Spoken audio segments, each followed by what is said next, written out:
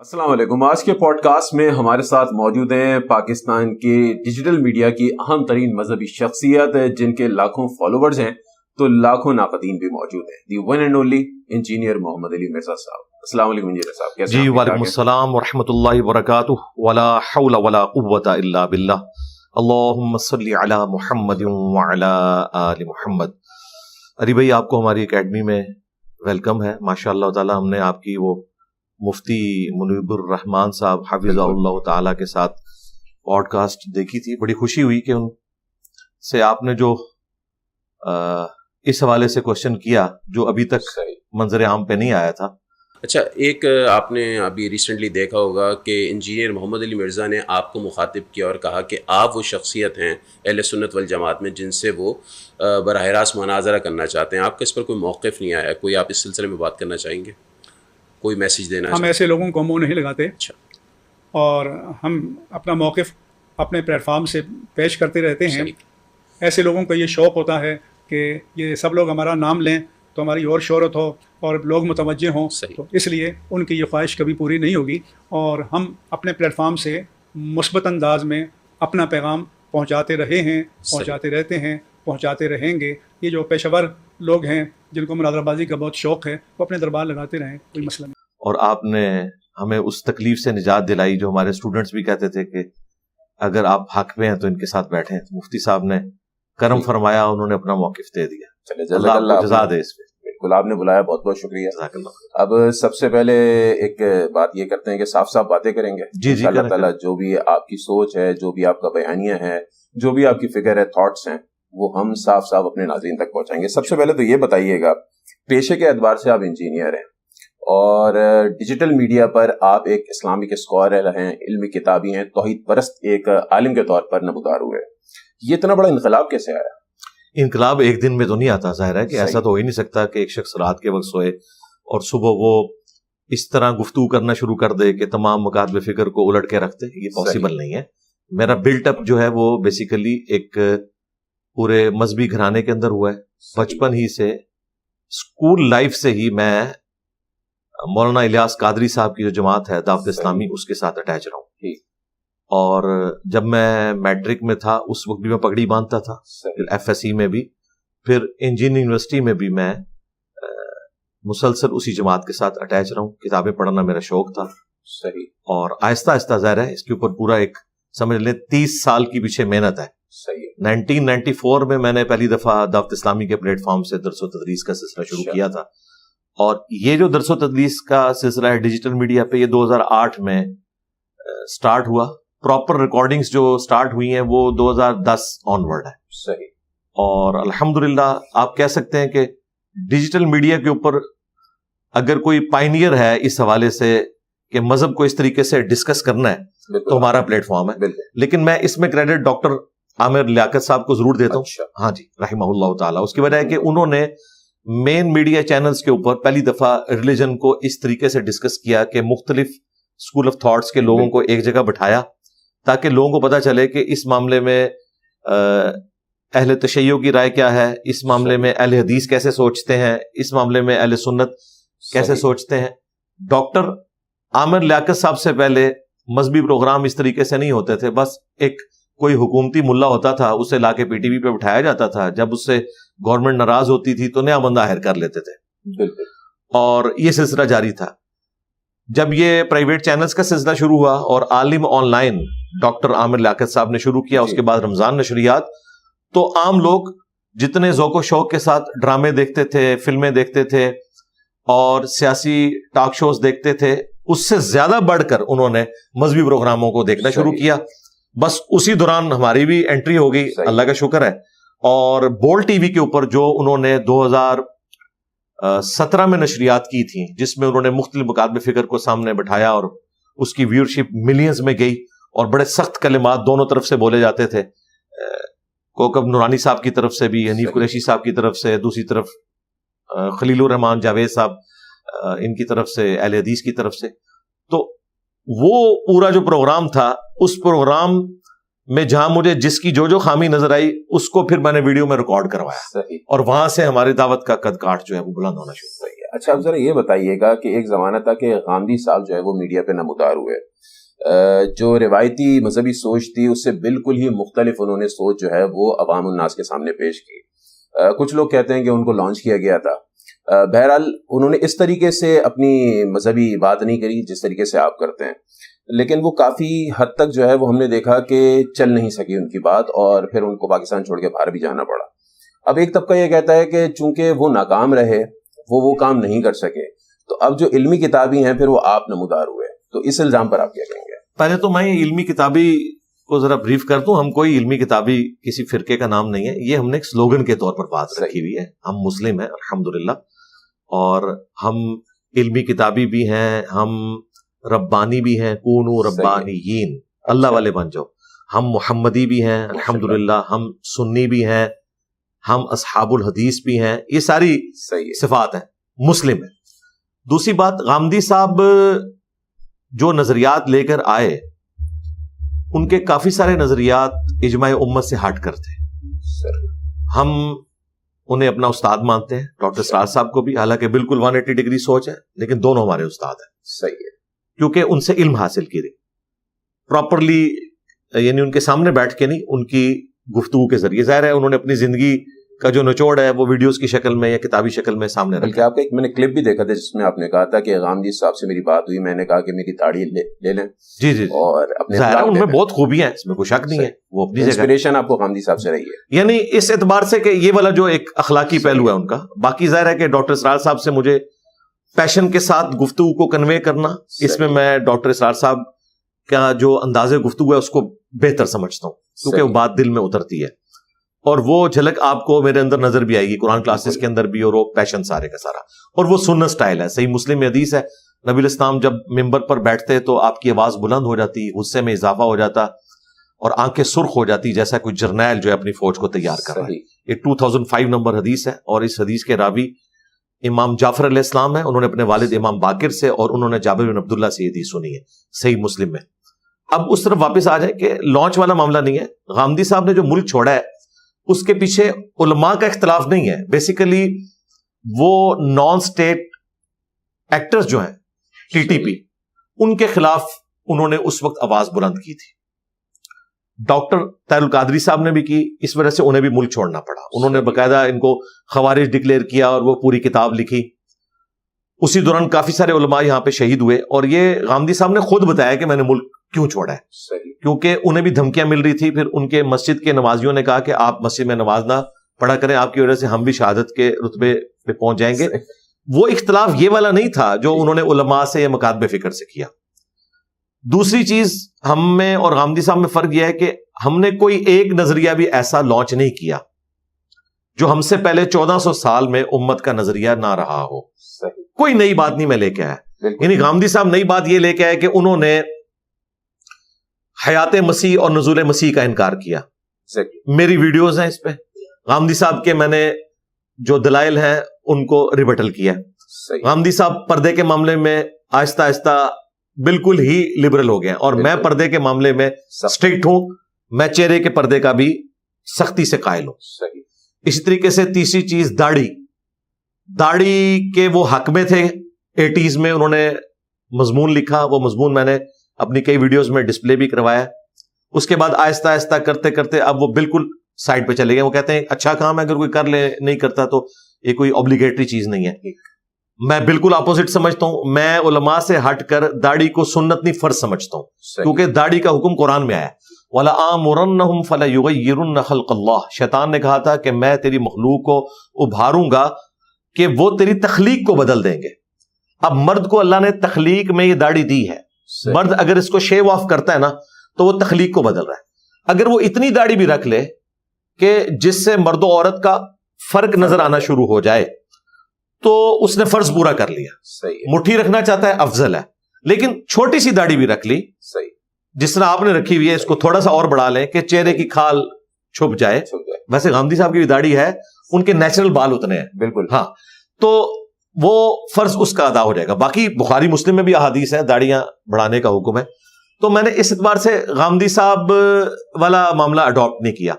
مجھے اگر لانچ کیا ہوتا اسٹیبلشمنٹ نے یا ایجنسیز نے تو میں آپ کو ٹی وی چینلز کے اوپر نظر آ رہا ہوتا. کس ٹی وی چینل کے اوپر میرا ریگولر پروگرام چلتا ہے؟ غامدی صاحب تو کتنے سال جیو پہ بیٹھے رہے ہیں.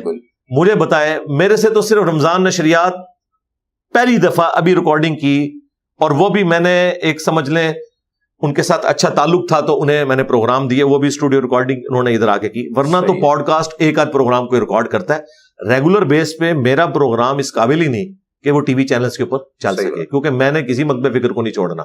آپ سمجھ رہے ہیں کہ میں محرم میں بیٹھ کے تو سیدنا حسین ابن علی کے فضائل سناؤں گا؟ نہیں, میں بتاؤں گا کہ حسین ابن علی کی شہادت تک امت کیسے پہنچی, اور میں پیچھے سے سٹارٹ کروں گا, اور کوئی چینل اس کو چلا نہیں سکتا. یہ روایتی مذہبی سوچ کو جو اتنے سخت طریقے سے آپ نے جو مسترد کیا ہے, یہ سوچ کہاں سے آئی آپ کے اندر؟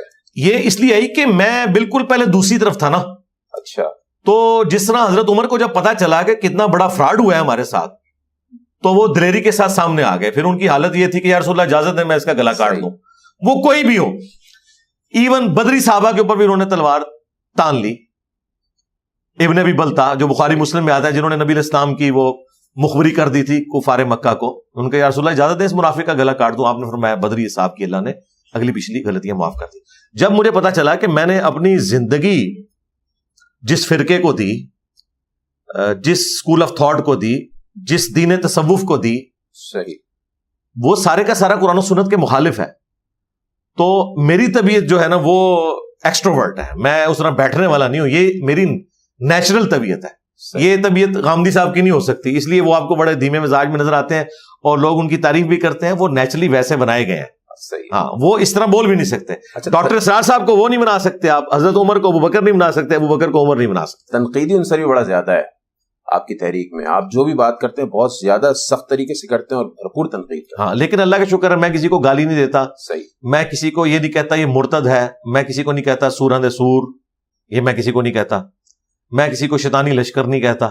یعنی یہ وہ الفاظ ہیں جو ہمارے بزرگان دین استعمال کرتے تھے ایک دوسرے کے بارے میں. صحیح. میں آج بھی یہ دعویٰ رکھتا ہوں کہ مجھ سے زیادہ نرم مزاج بندہ اختلافی موضوعات پہ پلانٹ ارتھ میں موجود نہیں ہے. لیکن حالیہ دنوں میں تو سختی آئی ہے. پہلے آپ سے بات کرتے تھے, اب آپ کچھ ویڈیوز میں نے دیکھی جس میں آپ نے تم کہہ کے یا تو کہہ کے مخاطب کیا ہے. نہیں, تم کہہ کے تو عربی کے اندر تو آپ اور تم کا فرق ہی کو نہیں ہوتا. صحیح ہے. یہ اردو زبان کے مسئلے ہیں. صحیح ہے. وہ کوئی اگر اسپیسیفک چیز میرے سامنے آ جائے کہ کوئی اس بڑے لیول کی ہے تو تم کہنے سے کوئی فرق نہیں پڑتا. صحیح. یہ کوئی پہلے آپ نہیں کیا کرتے تھے, میں اس لیے پوچھ رہا ہوں.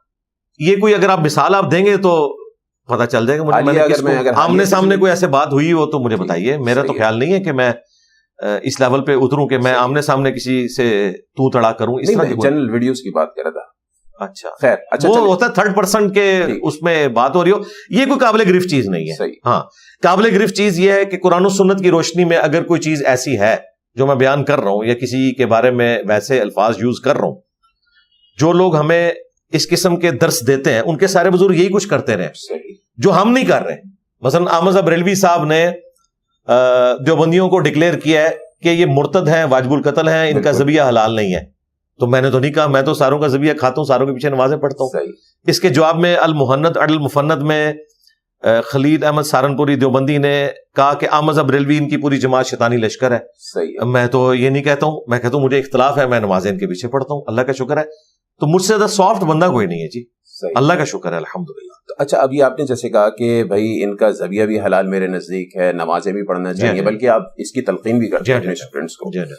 لیکن جب آپ ان کو مشرک قرار دیتے ہیں, یہ کہتے ہیں کہ بھائی وہ توحید سے انکار کر رہے ہیں یہ مزارات پہ جا کے, جب ان کے پیچھے نماز پڑھنے کا بھی حکم دیتے ہیں, تو یہ دو الگ الگ باتیں نہیں ہوتی. کیسے کسی مشرک کے پیچھے نماز ہو سکتی ہے؟ کلمہ کو مشرک اور کافر مشرک میں فرق ہے. اچھا. جو آخرت کا ماننے والا ہے, ختم نبوت کا ماننے والا ہے, قرآن کو ماننے والا ہے, رسول اللہ صلی اللہ علیہ وآلہ وسلم کا ماننے والا ہے, اور سب سے بڑھ کر اللہ تعالیٰ کی توحید کا اقراری ہے, اگر کسی جگہ پہ اسے کوئی تعویل کی غلطی لگی ہوئی ہے تو ہم اسے کافر ڈکلیئر نہیں کریں گے, ہم مسلمان کہیں گے, لیکن اس کی غلطی اس پر ہائی لائٹ کریں گے. یہ چیز ہم نے خلفائے راشدین سے سیکھی ہے. سیدنا علی کو خوارج کافر کہتے تھے, لیکن سیدنا علی سے جب پوچھا گیا کہ یہ کیا ہے, کیا کافر ہے, انہوں نے کہا کافر نہیں ہے, ان کو تو یہ گمان ہوا کہ میں کافر ہوں تو مجھے چھوڑ کے، یہ اس بات کی دلیل ہے کہ یہ کفر سے نفرت کرتے ہیں۔ یہ کتنا جگر ہے مولا علی کا کہ اپنے مخالفین کے حق میں کہہ رہے ہیں کہ مجھے یہ کافر سمجھ کے کفر سے نفرت کا اظہار کر رہے ہیں، میں انہیں کافر کیسے کہہ دوں؟ پھر پوچھا گیا یہ منافق ہیں، انہوں نے کہا منافق کیسے ہو سکتے ہیں، یہ تو اتنی لمبی نمازیں پڑھتے ہیں، اور قرآن کہتا ہے کہ منافق تو اللہ کا ذکر بڑا تھوڑا کرتے ہیں۔ یہ المصنف ابن ابی شیبہ میں پوری روایت صحیح سند سے موجود ہے۔ تو جب کوئی کافر بھی نہیں، منافق بھی نہیں، پھر تیسری چیز مسلمان ہی بچتی ہے، کیونکہ یہ تین ہی اسکول آف تھاٹ ہو سکتے ہیں نا۔ تو پوچھا کہ پھر کیا ہے؟ کہا کہ یہ ایک جماعت ہے جنہوں نے ہم سے بغاوت کی ہے، ہم میں صحیح ہے لیکن ہم سے باغی ہو گئے۔ ہم نے سیدنا علی سے یہ چیز سیکھی ہے کہ اگر آپ کو کوئی کافر بھی کہتا ہے، اس کے عقیدے میں خرابی پائی جاتی ہے۔ ویسے دیکھیں بخاری مسلم کی حدیث ہے، جس نے کسی مسلمان کو کافر کہا، اگر وہ کافر نہیں تھا تو کفر اس پہ لوٹ گیا۔ تو کیا خوارج کے اوپر کفر نہیں لوٹا جب وہ حضرت علی کو کافر کہہ رہے تھے؟ اور یہ حدیثیں حضرت علی کو بھی پتا تھی، پھر بھی انہوں نے تعویل کی کہ انہیں تعویل کی غلطی لگی ہے۔ جب تک انہوں نے مسلمانوں کو قتل نہیں کیا، مولا علی نے ان کے وظیفے لگائے ہوئے تھے۔ جس طریقے سے مال غنیمت میں اور بیت المال سے باقیوں کو وظائف ملتے تھے، خوارج کو بھی وظائف ملتے تھے۔ جب انہوں نے مسلمانوں کا قتل کیا، پھر ایز اے لاسٹ ریزارٹ آپ کو جنگ نہروان ان سے لڑنی پڑی۔ تو حضرت علی نے ہمیں یہی سکھایا ہے کہ آپ اپنے مخالف سے اختلاف رائے رکھیں، اگر وہ آپ کے نبی کا ماننے والا ہے، آپ کے قبلے کی طرف نماز پڑھتا ہے، تو اس کے عقیدے کی خرابی اس پر واضح کی جائے گی، لیکن اسے کافر نہیں کہا جائے گا۔ اور اس کے پیچھے حکمت یہ ہے کہ پھر دعوت کا دروازہ بند ہو جائے گا۔ اب جو حضرت عثمان کو شہید کرنے کے لیے بلوائی آئے تھے، صحیح بخاری میں 695 نمبر حدیث ہے، صحابہ نے پوچھا کہ امام تو آپ ہیں لیکن مسجد پہ فتنوں کے امام کا قبضہ ہے، ہم نماز اس کے پیچھے پڑھیں تو کہیں گنہگار نہ ہو جائیں۔ تو حضرت عثمان نے کہا نمازیں ان کے پیچھے پڑھو، برائی میں ان سے الگ رہو۔ نماز مسلمانوں میں ایک اجتماعی نیکی کا کام ہے، اس میں ان کا ساتھ دو، برائی میں ان سے الگ رہو۔ اس پہ امام بخاری نے باب باندھا ہے کہ بدعتی اور باغی کے پیچھے نماز پڑھنا درست ہے۔ یار حضرت عثمان کو جو شہید کرنے آئے ہیں اور ان کو انہوں نے محصور کر دیا، کتنے دن تک پیاسا رکھا، حضرت عثمان کہہ رہے ہیں ان کے پیچھے نماز درست ہے۔ اگر حضرت عثمان مشورہ کرتے نا بریلوی دیوبندی اہل حدیث علماء سے، تو انہوں نے کہا تھا حضرت ان پہ کفر کا فتویٰ لگائیں آپ۔ اچھا، تو ہم حضرت عثمان کے ماننے والے ہیں، ہم حضرت علی کے ماننے والے ہیں، یہ بابوں کے ماننے والے ہیں۔ اب آپ کو پتا چلا میں یہ بار بار کیوں کہتا ہوں کہ مرنے سے پہلے اے مسلمان کر لے اس پہ غور، کتابوں کا خدا اور ہے، بابوں کا خدا اور۔ کتابوں کا خدا وہ ہے جو خلفائے راشدین کا خدا ہے، صحیح۔ بابوں کا خدا وہ ہے تو خدا وہی، لیکن کوالٹیز انہوں نے ڈیفرنٹ مانی ہوئی ہیں۔ یہ اپنے بزرگوں کی تعلیمات میں چلتا ہے۔ اچھا، اب ہم آپ کو کیا کہیں؟ ایک گروہ کہیں، ایک فرقہ کہیں، مسلک کہیں، یا پھر آپ کے مخالفین کہتے ہیں فتنہ، کیا کہیں ہم آپ کو؟ فتنہ وہ کہتے ہیں، بالکل ٹھیک ہے، فتنہ آزمائش عربی والا، صحیح، وہ تو ہم ان کے لیے ہیں۔ ظاہر ہے کہ اللہ تعالیٰ نے اہل حق کو اہل باطل کے لیے فتنہ بنایا ہے اور اہل باطل کو اہل حق کے لیے فتنہ بنایا ہے۔ قرآن میں ہے کہ انبیاء کرام کے مخالفین جنوں اور انسانوں میں ہم اٹھاتے تھے۔ اللہ تعالیٰ آزمائش کرتا ہے نا اپنے نیک بندوں کی۔ ٹھیک، اس طریقے سے جو برے لوگ ہیں ان کے بارے میں بھی ہے سورۃ الانبیاء میں کہ ہم حق کو باطل پر دے مارتے ہیں، وہ اس کا بھیجا نکال دیتا ہے۔ صحیح۔ اور سورہ بنی اسرائیل میں آیا کہ حق آ گیا اور باطل مٹ گیا، باطل ہے ہی مٹنے کے لیے۔ تو اللہ کا شکر ہے یہ بھیجا نکالنے کے لیے اللہ تعالیٰ کسی بندے کو مسلط کرتا ہے۔ صحیح۔ تو ہم کوئی فرقہ نہیں، فرقہ اگر ہم ہوتے تو ہماری کوئی مسجد ہوتی، چندہ بک ہوتی، ہم یہ کہتے فلاں کے پیچھے نماز ہوتی ہے، فلاں کے پیچھے نہیں۔ ہم کہہ رہے ہیں چندے انہیں دیں، نمازیں ان کے پیچھے پڑھیں، الگ مسجد نہیں بنانی، ان کا ساتھ دینا ہے۔ تو فرقے والی کوئی بھی برائی جو ان کے بزرگوں میں اور ان کے ماننے والوں میں موجود ہے، کیونکہ یہ اگر اسے برائی سمجھ رہے ہیں جبھی مجھے پھر فرقہ کہہ رہے ہیں نا، تو یہ بتائیں کون سی ایک ایسی خرابی ہے جو فرقے کے لیے ضروری ہوتی ہے وہ ہمارے اندر پائی جاتی ہے۔ فرقے کے لیے سب سے بڑی چیز یہ ہوتی ہے کہ ہم مسلمان باقی کافر، میں تو کہتا ہوں سارے مسلمان۔ دوسرا وہ کہتے ہیں کہ جی نماز ہمارے پیچھے ہوگی، کسی کے پیچھے نہیں ہوگی، میں کہتا ہوں سب کے پیچھے ہوگی۔ تیسرا وہ کہتے ہیں مسجد اپنی الگ کرو کیونکہ نمازیں ہم نے ان کے پیچھے نہیں پڑھنی، میں کہتا ہوں میں نمازیں مسجدیں بدل بدل کے پڑھتا ہوں۔ صحیح۔ چندہ جو زندگی موت کا مسئلہ ہے مکاتب فکر کے لیے، وہ کہتے ہیں ان کو چندہ دیا تو یہ حرام کے راستے میں جائے گا، ہمیں دیں گے تو حلال کے راستے میں جائے گا، میں ان ساری مسجدوں میں چندے خود دیتا ہوں۔ صحیح۔ تو وہ ہر برائی جسے فرقے کی برائی سمجھا جاتا ہے، اللہ کا شکر ہے میرے اندر موجود نہیں ہے۔ پھر کتابیں بھی کوئی نہیں، میں نے کتابیں وہی رکھی ہیں جو ان کے مدارس میں پڑھائی جاتی ہیں، جو اہل سنت کی صدیوں سے کتابیں ہیں، پرنٹ بھی انہوں نے کی ہوئی ہیں، تراجم بھی انہوں نے کیا۔ میں نے تو اپنا ترجمہ بھی نہیں قرآن کا یا بخاری مسلم کا کیا، ہم انہی کا پروموٹ کر رہے ہیں۔ تو کوئی ایک گندگی جو فرقے میں موجود ہوتی ہے وہ اللہ کے فضل سے ہم میں نہیں پائی جاتی، اور ہماری کوئی ایک اچھائی ان کے اندر نہیں پائی جاتی، افسوس کے ساتھ۔ اچھا، آپ نے جب اپنی تحریک کا آغاز کیا تھا تو آپ نے سب سے پہلے اہل بیت کی مظلومیت کا پرچار کیا. آپ کے ناقدین کہتے ہیں کہ سب یہ اہل تشیع مکتب کی ویورشپ حاصل کرنے کے لیے کیا گیا. پھر ہم نے دیکھا کہ آپ نے توحید اسٹیبلش کی، آپ نے حضرت علی مشکل کشا نہیں ہے اس پر بڑی بات کری، آپ نے خلافت ثلاثہ کو بھرپور طور پر ڈیفینڈ کیا.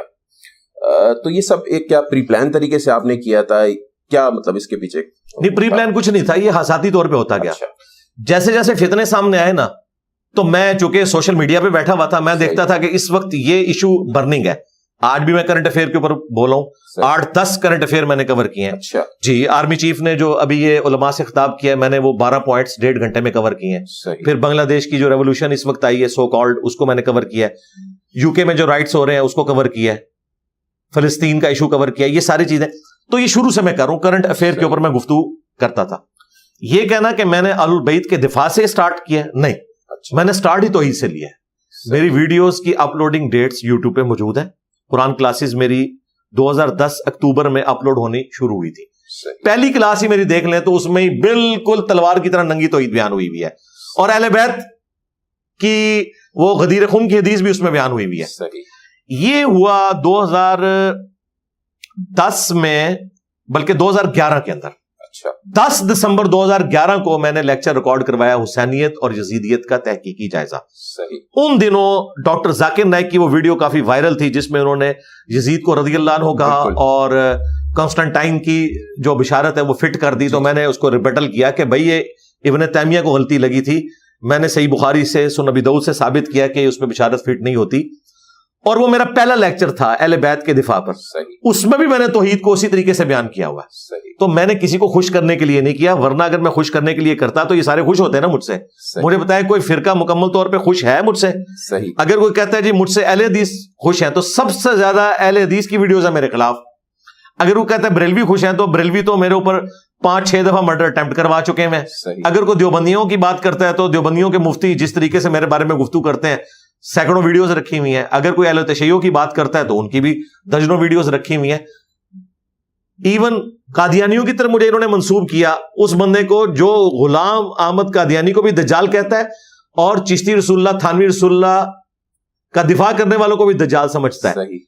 تو اللہ کا شکر ہے قادیانیوں نے بھی میرے خلاف ویڈیوز بنا دی کہ بھائی ہم میں سے نہیں ہے. انہیں خطرہ پڑ گیا تھا کہ ہمارے لوگ نے اس کے ساتھ اٹیچ ہو جائے، تو انہوں نے باقاعدہ ویڈیوز بنائی کہ بھائی ہمارا نہیں ہے، اگرچہ باتیں ایسی کر رہے ہیں جو ہم بھی مانتے ہیں. مثلا قادیانی جو ہے نا توحید کے اعتبار سے وہی نظریہ رکھتے ہیں جو اہل حدیث کا ہے. صحیح ہے. اگر میں کہوں نا کہ میرے والا رکھتے ہیں، پھر یہ کہیں گے ان کا ایجنٹ ہے. تو میں پھر اس کو طریقے سے اس اننگز کو کھیل رہا ہوں کہ جو اہل حدیث عقیدہ رکھتے ہیں نا، قادیانی توحید کا وہ عقیدہ رکھتے ہیں. اچھا، اس طریقے سے جو بریلوی دیوبندی نماز پڑھتے ہیں بغیر رفع الیدین کے، قادیانی نماز بریلوی دیوبندیوں کے طریقے سے پڑھتے ہیں. ٹھیک ہے. تو اللہ کا شکر ہے ہم حق بات کرتے ہیں، خواہ وہ بریلویوں کے حق میں جائے، دیوبندیوں کے حق میں جائے، اہل حدیث کے حق میں جائے، شیعہ کے حق میں جائے، ایون نان مسلم کے حق میں کوئی بات چلی جائے، میں وہ ڈنکے کی چوٹ کے اوپر کرتا ہوں. یہ پچھلے دنوں جو آسٹریلیا میں مارمری ایمینول کے اوپر مرڈر اٹیمپٹ ہوئی تھی ایک بشپ کے اوپر، اس نے اسلام کے اوپر 5 اعتراضات کیے تھے. میں نے ان کے جواب بھی دیے علمی، اور میں نے سٹارٹ اس پہ مرڈر اٹیمپٹ کے کنڈیم کرنے سے کی کہ مسلمان اپنی کمزوری شو کر رہے ہیں، اس کے اوپر حملہ کروا کے علمی گراؤنڈز پہ مقابلہ کرو. اب یہ بات کر کے میں نے لاکھوں نہیں کروڑوں مسلمانوں کی گالیاں کھائی ہیں، کیونکہ وہ تو مجاہد ملت بن کے گیا ہوا تھا، 16-17 سال کا بچہ. وہ تو کہہ رہا تھا کہ اس نے رسول اللہ کی گستاخی کیا. اور بھائی اللہ کے بندو، دنیا میں اس وقت 2 ارب لوگ اللہ کی گستاخی کر رہے ہیں جب عیسیٰ ابن مریم کو اللہ کا بیٹا کہتے ہیں یا عیسیٰ ابن مریم کے لیے ڈیوینٹی کلیم کرتے ہیں. تو کیا ہم یہ سارے کرسچنز کو قتل کر دیں گے؟ کرسچنز رسول اللہ کو کیا سمجھتے ہیں؟ نعوذ باللہ، وہ سمجھتے ہیں کہ انہوں نے جھوٹا دعوی نبوت کیا، یعنی کہ دجال سمجھتے ہیں. لیکن اللہ تعالیٰ قرآن میں کہہ رہے ہیں کہ کرسچنز اور جیوز کی عورتوں کے ساتھ تم نکاح بھی کر سکتے ہو. ان عورتوں کے ساتھ تم نکاح کر سکتے ہو، انہیں اپنی بیوی بنا سکتے ہو جو تمہارے نبی کو دجال سمجھ رہے ہیں. تو اللہ تعالیٰ نے اس اعتبار سے ٹالرنس کی ہے نا، تو جتنی دی ہوئی ہے وہ ہم کریں گے. اس سے آگے چلیں، اگر جیوز اور کرسچنز کی عورتوں کے ساتھ نکاح ہو سکتا ہے تو ایک سنی مرد کی شیعہ عورت کے ساتھ بھی شادی ہو سکتی ہے. وہ تو محمد اور آل محمد کے لیے جان دینے کے لیے تیار ہے. جیوز کرسچن سے تو بہتر ہے نا. لیکن پھر بقول ان کے بچوں کا تو مسئلہ ہو جاتا ہے نا پھر، کہ بچے کون سا فرقہ اپنا. جی کرسچنز اور جیوز کے بچوں کا کیا بنے گا؟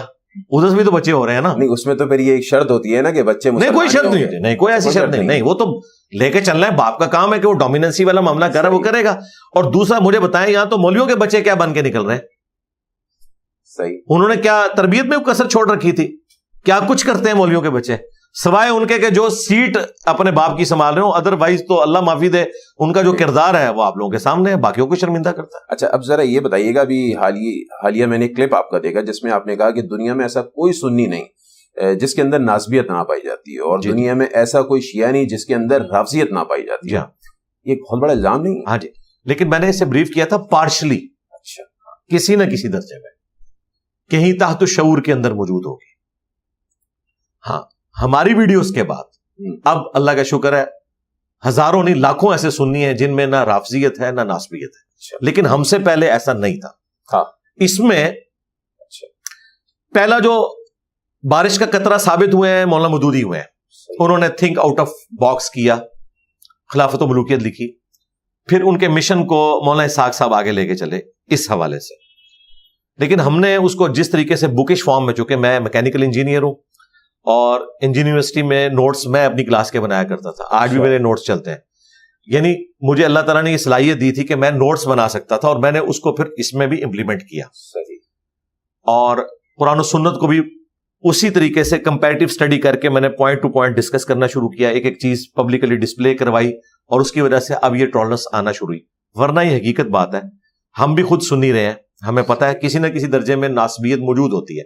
وہ ناسبیت کس طریقے سے ظاہر ہوتی ہے کہ آپ کے سامنے اگر مسلسل حضرت علی کے فضائل بیان ہو رہے ہوں اور باقی 3 خلفاء کا ذکر نہ ہو رہا ہو تو فوراً شیعت کا فتویٰ لگنا شروع ہو جاتا ہے. اس کی آپ نمائندہ مثال دیکھ لیں کہ بریلویوں کے بارے میں لوگ کہتے ہیں نا کہ ناسبیت کا سوال ہی نہیں پیدا ہوتا، تو حنیف قریشی کو ناسبی کیوں کہہ رہے ہیں، رافضی کہہ رہے ہیں ان کو. اور دوسری طرف ڈاکٹر اشرف جلالی پارٹی جو ہے وہ سیدہ فاطمہ کے بارے میں جو کچھ کلیم کر رہے ہیں، اور اس طریقے سے حضرت میر معاویہ رضی اللہ تعالیٰ عنہ کی طرف سے جھوٹا دفاع کر رہے ہیں اور جھوٹی روایتیں گھڑ گھڑ کے ان کے فضائل میں بیان کر رہے ہیں. یہ ناسبیت نہیں تو اور کیا ہے؟ جو ناسبیت کے خلاف بولے اسے رافضی کہہ دیا، اور خود یہ حال ہے کہ بجائے وہ مقدمہ لڑنے کے الٹا دفاع کرنا شروع کر دیا. تو یہ کسی نہ کسی درجے میں موجود ہے، اور میں اس میں صرف آج کے لوگ نہیں، میں آپ کے کیمرے میں پہلی دفعہ آن ایئر یہ بات کر رہا ہوں کہ میں احمد بریلوی صاحب کو بھی ناسبیت سے آزاد نہیں سمجھتا. اچھا جی، میں شیخ احمد سرہندی کو بھی ناسبیت سے آزاد نہیں سمجھتا، میں شیخ عبد القادر جیلانی کو بھی ناسبیت سے آزاد نہیں سمجھتا. ان کی گفتگو کے اندر جی الزام نہیں، میں ثابت کر سکتا ہوں. ہاں جی بالکل، میں ان کے ساتھ ایگری نہیں کرتا. جو کچھ انہوں نے اہل البیت کے حوالے سے حضرت میر معاویہ کا دفاع کرتے ہوئے جو کچھ غنیت و طالبین میں انہوں نے لکھا ہے وہ قرآن و سنت کے منافی ہے، میں اس سے بالکل ایگری نہیں کرتا. میرے سامنے صحیح الاسناد احادیث ہیں، ان کے ہوتے ہوئے ہم یہ موقف نہیں رکھتے. ہمارا موقف امام شافعی کے ساتھ ہے. امام شافعی نے کون سا ایسا جرم کر دیا تھا کہ ان کے اوپر رافضیت کا الزام لگا؟ اہل سنت کہتے ہیں نا کہ اہل بیت کی شان بیان کرنا کوئی رافضیت نہیں ہے، تو اس کا مطلب ہے کچھ زیادہ کر دیا تھا امام شافعی نے. امام شافعی نے اس لیے کیا کہ وہ امام موسیٰ کاظم کے اصحاب میں شامل تھے، ان کے ساتھیوں میں، ان کے سٹوڈنٹ تھے، اور وہ بنو امیہ کو کنڈیم کرتے تھے. اس کی وجہ سے ان کے زمانے کے سنی انہیں رافضی کہنا شروع ہو گئے تھے. اگر صرف وہ فضائل علی بیان کر رہے ہوتے اور بنو امیہ کا رد نہ کر رہے ہوتے انہیں کبھی بھی رافضی نہ کہا جاتا. تو انہیں یہ شعر کہنا پڑا، ان کان رفض حب آل محمد فلیشہد الثقلان انی رافضی. اگر اہل بیت محمد صلی اللہ علیہ وآلہ وسلم کی محبت کا نام رافضی ہونا ہے تو جنوں انس گواہ ہو جو کہ میں رافضی ہوں. تو کیا امت میں اختلاف کی بنیادی وجہ آپ بنو امیہ کو ہی سمجھتے؟ کئی معاملات کے اندر یہ پولیٹیکل اختلاف تھا. یعنی جو بڑی دراڑ ہے سنی شیعہ بالکل، اس میں اگر پہلے نمبر پہ کوئی مجرم ہے تو بنو امیہ ہے. پوری اوورآل نہیں، پوری تو نہیں. بنو امیہ میں کئی لوگ ہیں جو جنگ صفین میں حضرت علی کے ساتھی تھے. حضرت عثمان غنی رضی اللہ تعالیٰ عنہ وہ اہل بیت سے محبت کرنے والے تھے. حضرت عمر بن عبدالعزیز اہل بیت کے چاہنے والے تھے. ہم ان کو تو ظاہر اس میں شمار نہیں کر رہے، ہم ان کی بات کر رہے ہیں کہ جنہوں نے کام ڈالا ہے. احادیث سے ہمیں پتہ چلا ہے، اور یہ ہم نے کوئی تاریخی جھوٹی روایتیں نہیں اٹھائی ہیں. تو بخاری مسلم میں ان کا جو حکومت کرنے کا انداز رپورٹ ہوا ہے، جس طریقے سے اہل البیت کے ساتھ انہوں نے کیا، تو بالکل واضح ہے. اچھا، آپ نے ابھی کچھ عرصے پہلے کہا تھا کہ آپ کا پلیٹ فارم ایک سنی پلیٹ فارم ہے. جی تو آپ اس کو سنی پلیٹ فارم ہی سمجھتے ہیں؟ جی بالکل. اس کی وجہ یہ ہے کہ جو بڑی دراڑ انیشلی ہو گئی ہے سنی شیعہ کی، شیعہ اس ایکسٹریم کے اوپر ہے کہ وہ تو خلافت کو ماننے کے لیے تیار ہی نہیں ہے. انہوں نے پیرلل میں ایک امامت کا نظام قائم کیا ہوا ہے. اگر ہم ان کے نظام کو اس طریقے سے ماننا شروع کرتے ہیں تو پھر خلفائے ثلاثہ کے حوالے سے بڑا اسٹرکٹ عقیدہ رکھنا پڑے گا. اگرچہ ان میں ماڈریٹ لوگ ہیں، وہ کہتے ہیں نہیں، حضرت علی نے ٹالریٹ کیا تھا تینوں خلفاء کے معاملے میں ہم بھی ٹالریٹ کریں گے، لیکن جو انہوں نے ڈاکٹرن کھڑی کی ہے اس میں تو تینوں خلفاء فارغ ہوتے ہیں. صحیح. اس ڈاکٹرن کے ساتھ ہم ایگری نہیں کرتے. میں اہل سنت کی ڈاکٹرن کو درست سمجھتا ہوں کہ حضرت ابوبکر، عمر، عثمان رضی اللہ عنہم اجمعین وعلیہم السلام اجمعین نبی الاسلام کے مخلص ساتھی تھے، اور انہوں نے تن من دھن نبی الاسلام کے لیے وقف کیا. خصوصاً نبی الاسلام کی وفات کے بعد امتحان تھا، اتنا بڑا امتحان تھا، اور چند اصحاب اتنی مضبوطی کے ساتھ کھڑے رہے کہ انہوں نے نہ صرف عرب کے انٹرنل جو ایشوز تھے ان کے اوپر قابو پایا، یعنی جو مرتدین زکوٰۃ تھے یا مسلمہ کذاب، بلکہ رومنز اور پرشینز کو بھی الٹ کے رکھ دیا. یہ ایک غیبی تائید تھی خلفائے راشدین کے ساتھ. اسی وجہ سے اللہ تعالیٰ نے انہیں اتنی کامیابی دی، اور وہ وعدہ هو الذی ارسل رسولہ بالہدی ودین الحق لیظہرہ علی الدین کلہ، یہ خلفائے راشدین کے دور میں پورا ہوا ہے. نبی الاسلام کے مبارک دور میں صرف عرب کی سرزمین تک غلبہ ہوا تھا. رومنز اور پرشینز جو گری ہیں وہ تو حضرت عمر کے دور میں، اور پھر اس کا کلائمیکس بعد میں رشیا تک گورنمنٹ چلی گئی مسلمانوں کی حضرت عثمان غنی رضی اللہ تعالیٰ کے دور میں. تو لہٰذا مجھے کوئی آر نہیں اس معاملے میں کہ اہل سنت کا جو موقف ہے، منہج ہے، اس حوالے سے بالکل درست ہے. رہا وہ معاملات جو آج کے اہل سنت اسٹیبلش سو کالڈ ہیں، انہیں تو ہم اہل سنت ماننے کے لیے تیار ہی نہیں ہے ٹرو سینس میں. ویسے تو ٹھیک ہے سنی ہے، خواہ وہ بریلوی ہو، دیوبندی ہو، اہل حدیث ہو، حنفی، شافعی، مالکی، حنبلی ہو، لیکن بکش اعتبار سے جہاں جہاں انہوں نے ڈنڈی ماری ہے، اور شیعہ کے بکس میں آ کے اہل سنت کا مقدمہ اس طریقے سے پریزنٹ کیا ہے کہ گویا کہ اہل سنت وہ ہوتے ہیں جو بنو امیہ سے محبت کرتے ہیں.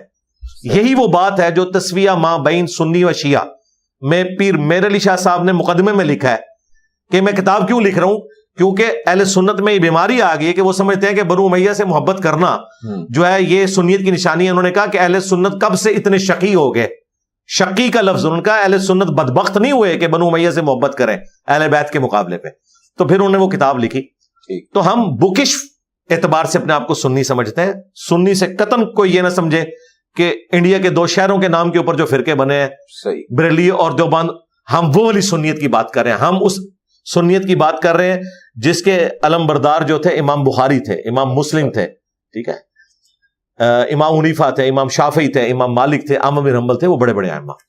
اچھا یہ بتائیے گا، ایک نعرہ لگتا ہے ہر صحابی نبی جنتی جنتی، تو اس پر آپ کا کیا موقف ہے؟ ہر صحابی رسول جنتی ہے اور وہ ان کا میں کہتا ہوں نہیں ہوگا؟ ہر کلمہ گو مسلم جنتی جنتی. اچھا، اگر وہ مرتے دم تک ایمان پر قائم رہا. صحابی کا تو مرتبہ ہی بہت بلند ہے، یہ ہمارا بنیادی عقیدہ ہے. بخاری مسلم میں حدیث ہے جب میں آخری دفعہ شفاعت کے لیے جہنم کی طرف جاؤں گا تو داروغ جہنم مالک علیہ السلام مجھ سے کہیں گے یا رسول اللہ اب آپ کا کوئی امتی بھی جہنم میں باقی نہیں ہے سوائے اس کے جسے قرآن نے روک رکھا ہے. اور قرآن نے کس کو روک رکھا ہے؟ انہ من یشرک باللہ فقد حرم اللہ علیہ الجنہ ومأواہ النار وما للظالمین من انصار. بے شک جو کوئی اللہ کے ساتھ شرک کرے گا اللہ نے اس پہ جنت حرام کر دی ہے اور اس کا ٹھکانہ جہنم ہے، وہاں اس کا کوئی مددگار نہیں ہوگا. اس سے پہلے نبی الاسلام جتنی دفعہ جائیں گے، سیکنڈ لاسٹ دفعہ کے لیے بخاری مسلم میں رپورٹ ہوا کہ جس کے دل میں رائی کے دانے کے برابر بھی ایمان ہے اور صدق کے دل سے ایک دفعہ بھی اس نے لا الہ الا اللہ پڑھا، اسے بھی میں at the end of the day نکال لوں گا. تو اس کا مطلب ہے کہ سارے مسلمان جنتی ہیں. حساب کتاب ہوگا، حساب کتاب ہوگا. یہاں ہمیں اختلاف ہے. یہ ان کو ثابت کرنا ہوگا کہ کس ضعیف حدیث میں لکھا ہوا ہے، صحیح تو چھوڑ دیں کہ بغیر حساب و کتاب کے سارے صحابہ جائیں گے. صحابہ یہ کتنے آپ کو بتاتے ہیں؟ 1.25 لاکھ. بالکل. تو بخاری مسلم میں تو ہے کہ 70,000 لوگ بغیر حساب و کتاب کے جائیں گے، اس کے بعد لے کے جانے والے ہوں گے. تو گنتی تو وہیں 70,000 والی پوری ہو رہی ہے، باقی تو ان کی وجہ سے جا رہے ہوں گے بغیر حساب و کتاب. اس میں حضرت عکاشہ نے کہا یا رسول اللہ دعا کرے، آپ فرمایا کہ تم ایک اور صحابی کھڑے، آپ نے فرمایا عکاشہ بازی لے گیا. ادھر حضور کے ساتھ بیٹھے ہوئے بغیر حساب و کتاب والے نہیں تھے. تو اتنا سادہ معاملہ نہیں ہے. باقی at the end of the day سارے صحابہ، سارے صحیح العقیدہ تابعین، تبع تابعین، قیامت تک آنے والا آخری مسلمان کلمہ گو اہل قبلہ، وہ انشاءاللہ تعالیٰ ایک نہ ایک دن جنت میں جائے گا. لہٰذا اس نعرے کو مزید بہتر کرنا چاہیے اور کہنا چاہیے کہ ہر کلمہ گو مسلم جنتی جنتی. صحیح. ہاں، لیکن یہ نہیں مانتا ہے کیونکہ بریلویوں کے نزدیک دیوبندیوں نے جنت میں نہیں جانا. ہاں بالکل. اگر ظاہر ہے جی، اگر یہ مانا ہوتا تو وہ واجب القتل کہتے اعلیٰ حضرت ان کو، اور دیوبندیوں کے نزدیک بریلوی جو ہے وہ شیطانی لشکر ہوتے، اور اہل حدیث کو تو یہ انگریزوں کی پیداوار کو کہتے ہیں، اور کہتے ہیں یہ محمد بن عبد الوہاب جو ہیں یہ وہ قرن ہے شیطان کا، ہم خود کہتے رہے، ہمیں پتہ ہے. لوگ تو کہتے ہیں لارنس آف عربیہ نے پیدا جی وہ سارا کچھ کیا، وہ سارے ایک دوسرے کے بارے میں کہتے ہیں. صحیح. تو اس اعتبار سے دیکھا جائے تو یہ کسی کو بھی جنت میں جانے کے لیے ماننے کے لیے تیار نہیں ہے. باقی یہ جو انہوں نے ایک شیلٹر پرووائڈ کیا نا بعض لوگوں کو، اور شیعہ کے خلاف مقدمہ کھڑا کیا ہے، ان کو یہ پتہ نہیں کتنا خطرناک کھیل کھیل رہے ہیں. بخاری مسلم میں حدیث ہے، میرے حوض کوثر پہ میرے اصحاب لائے جائیں گے. میں کہوں گا اصحابی میرے صحابہ ہیں. یہ کہتے ہیں نہیں صحابی نہیں، وہ امتی ہوں گے. امتیوں والی روایتیں علیحدہ سے ہیں، اس میں کہ میں ان کے چہرے پہچانتا ہوں گا، میں کہوں گا یہ میرے اصحاب ہیں. تو مجھے فرشتے بتائیں گے کہ آپ کے بعد یہ دین سے الٹے قدم پھر گئے تھے. تو رسول اللہ کے بعد الٹے قدم وہی پھرے ہیں جن کو نبی اسلام نے ایمان کی حالت میں دیکھا، ہمیں تو دیکھا ہی نہیں ہوا انہوں نے. بالکل. تو آپ فرماتے ہیں میں کہوں گا سحقن سحقن لمن غیر بعدی، سحقن سحقن لمن بدل بعدی. ان کو مجھ سے دور کر دو، ان پہ پھٹکار ہو جنہوں نے میرے بعد میرے دین کو بدل دیا. تو نبی الاسلام خود بتا رہے ہیں کہ یہ ایسا ہوگا میرے ساتھیوں میں سے. مجھے بتائیں وہ مرتدین جنہوں نے زکوٰۃ کا انکار کیا، نبی الاسلام کی زندگی میں تو زکوٰۃ دے رہے تھے نا، انہوں نے کہا تھا ابوبکر کو نہیں دیں گے. نبی الاسلام کی آنکھ کس حالت میں بند ہوئی ہے؟ ہر صحابی نبی جنتی جنتی. بالکل. لیکن حضور کی وفات کے بعد ان کے خلاف حضرت ابوبکر نے قتال کیا ہے، اور یہ بخاری میں موجود ہے کہ یہ جو اصحابی حضور کہہ رہے ہوں گے نا، ابن عباس کہتے ہیں یہ وہ لوگ ہیں جو حضور کی وفات کے بعد ابوبکر کے دور میں مرتد ہوئے، اور ابوبکر کے ساتھ مل کے ہم نے ان کے خلاف قتال کیا. مجھے بتائیں جو حضرت ابوبکر کے دور میں مرتد ہو رہے ہیں، نبی الاسلام نے تو انہیں صحابی چھوڑا ہے نا. بالکل. لیکن اینڈ کیا ہوا ان کا؟ مرتد ہو کے مرے. مسلمہ کذاب کے ساتھ لوگ مل کے کتنے سارے فتنے. حضور کی زندگی میں سابقون الاولون میں سے عبید اللہ جو ام حبیبہ کا خاوند تھا، ہجرت مدینہ سے بھی بڑی ہجرت جو اس سے پہلے ہوئی تھی، ہجرت حبشہ میں، وہاں جا کے کرسچن ہو کے مر گیا، وہ بھی صحابی تھا. اچھا. لیکن مرتد ہو گیا. اچھا، ایک روایت بڑی سننے کو ملتی ہے، خاص طور پر مولانا طارق جمیل صاحب بڑا سناتے ہیں اسٹیج پہ کھڑے ہو کر، اور وہ کہتے ہیں محشر کا میدان ہوگا اور ہر نبی کہہ رہا ہوگا نفسی نفسی. تو اس سے تو پھر یہ نتیجہ آغاز کرنے کو ملے گا کہ انبیاؤں کا بھی نعوذ باللہ احتساب ہوگا اور وہ معصوم نہیں. قرآن میں تو آیا ہے سورۃ الاعراف میں کہ ہم امتوں سے بھی پوچھیں گے قیامت کے دن، اور ان کے رسولوں سے بھی پوچھیں گے کہ انہوں نے دعوت پہنچائی ہے کہ نہیں. یہ تو سب سے پوچھا جائے گا. جس حدیث کی طرف آپ اشارہ کر رہے ہیں وہ بخاری مسلم دونوں میں ہے، اور دنیا کی آلموسٹ ہر حدیث کی کتاب میں ہے. اسے حدیث شفاعت کہتے ہیں. صحیح. اس میں الفاظ ہیں کہ ہر نبی کہے گا نفسی نفسی، آج مجھے اپنی جان کی فکر ہے. صحیح. عام نبی نہیں، اولو العزم پیغمبر بھی. حضرت آدم علیہ السلام کہیں گے کہ مجھ سے غلطی ہوئی تھی، اللہ نے مجھے منع کیا تھا، حالانکہ وہ غلطی معاف ہو چکی، گناہ نہیں ہے، وہ اجتہادی خطا ہے، لغزش. حضرت نوح علیہ السلام کہیں گے میں نے اپنے کافر بیٹے کے لیے دعا کر دی تھی، قرآن میں آئے انہوں نے معافی بھی مانگ لی تھی، لیکن انہیں یاد آئے گی کیونکہ اس دن اللہ کا جلال ہوگا. اس دن اللہ نے اپنا نام القہار رکھا ہے، لمن الملک اليوم للہ الواحد القہار. پھر حضرت موسیٰ علیہ السلام کہیں گے مجھ سے دنیا میں بندہ مار گیا تھا. ابراہیم علیہ السلام کہیں گے کہ مجھے 3 دفعہ توریہ کرنا پڑا تھا، خلاف واقعہ بات کرنی پڑی تھی، جو نبیوں کے شان شان نہیں ہے لیکن فتوے کے طور پر جائز ہے.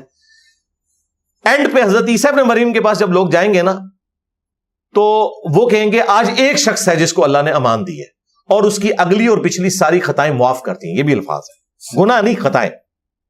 جس طرح غزوہ بدر کے قیدیوں کو حضور نے چھوڑ دیا، قرآن میں آیا تھا کہ اگر پہلے آیت نہ نازل ہوئی ہوتی تو تمہیں عذاب دیا جاتا ہے اس کے اوپر. اس طرح کی اجتہادی خطائیں. تو نبی علیہ السلام کے پاس جب لوگ جائیں گے تو آپ کہیں گے انا لہا، میں ہوں. پھر وہ اللہ کے حضور سجدہ کریں گے اور جتنی دیر اللہ چاہے گا وہ سجدے میں رہیں گے. پھر اللہ تعالیٰ انہیں کلمات حمد سکھائے گا، اس سے وہ حمد کریں گے. پھر نبی علیہ السلام کو کہا جائے گا کہ آپ شفاعت کریں، آپ کی شفاعت قبول کی جائے گی، اور پھر حضور کے لیے ایک حصہ مقرر کیا جائے گا. پھر نبی علیہ السلام شفاعت فرمائیں گے اور وہ گریجولی.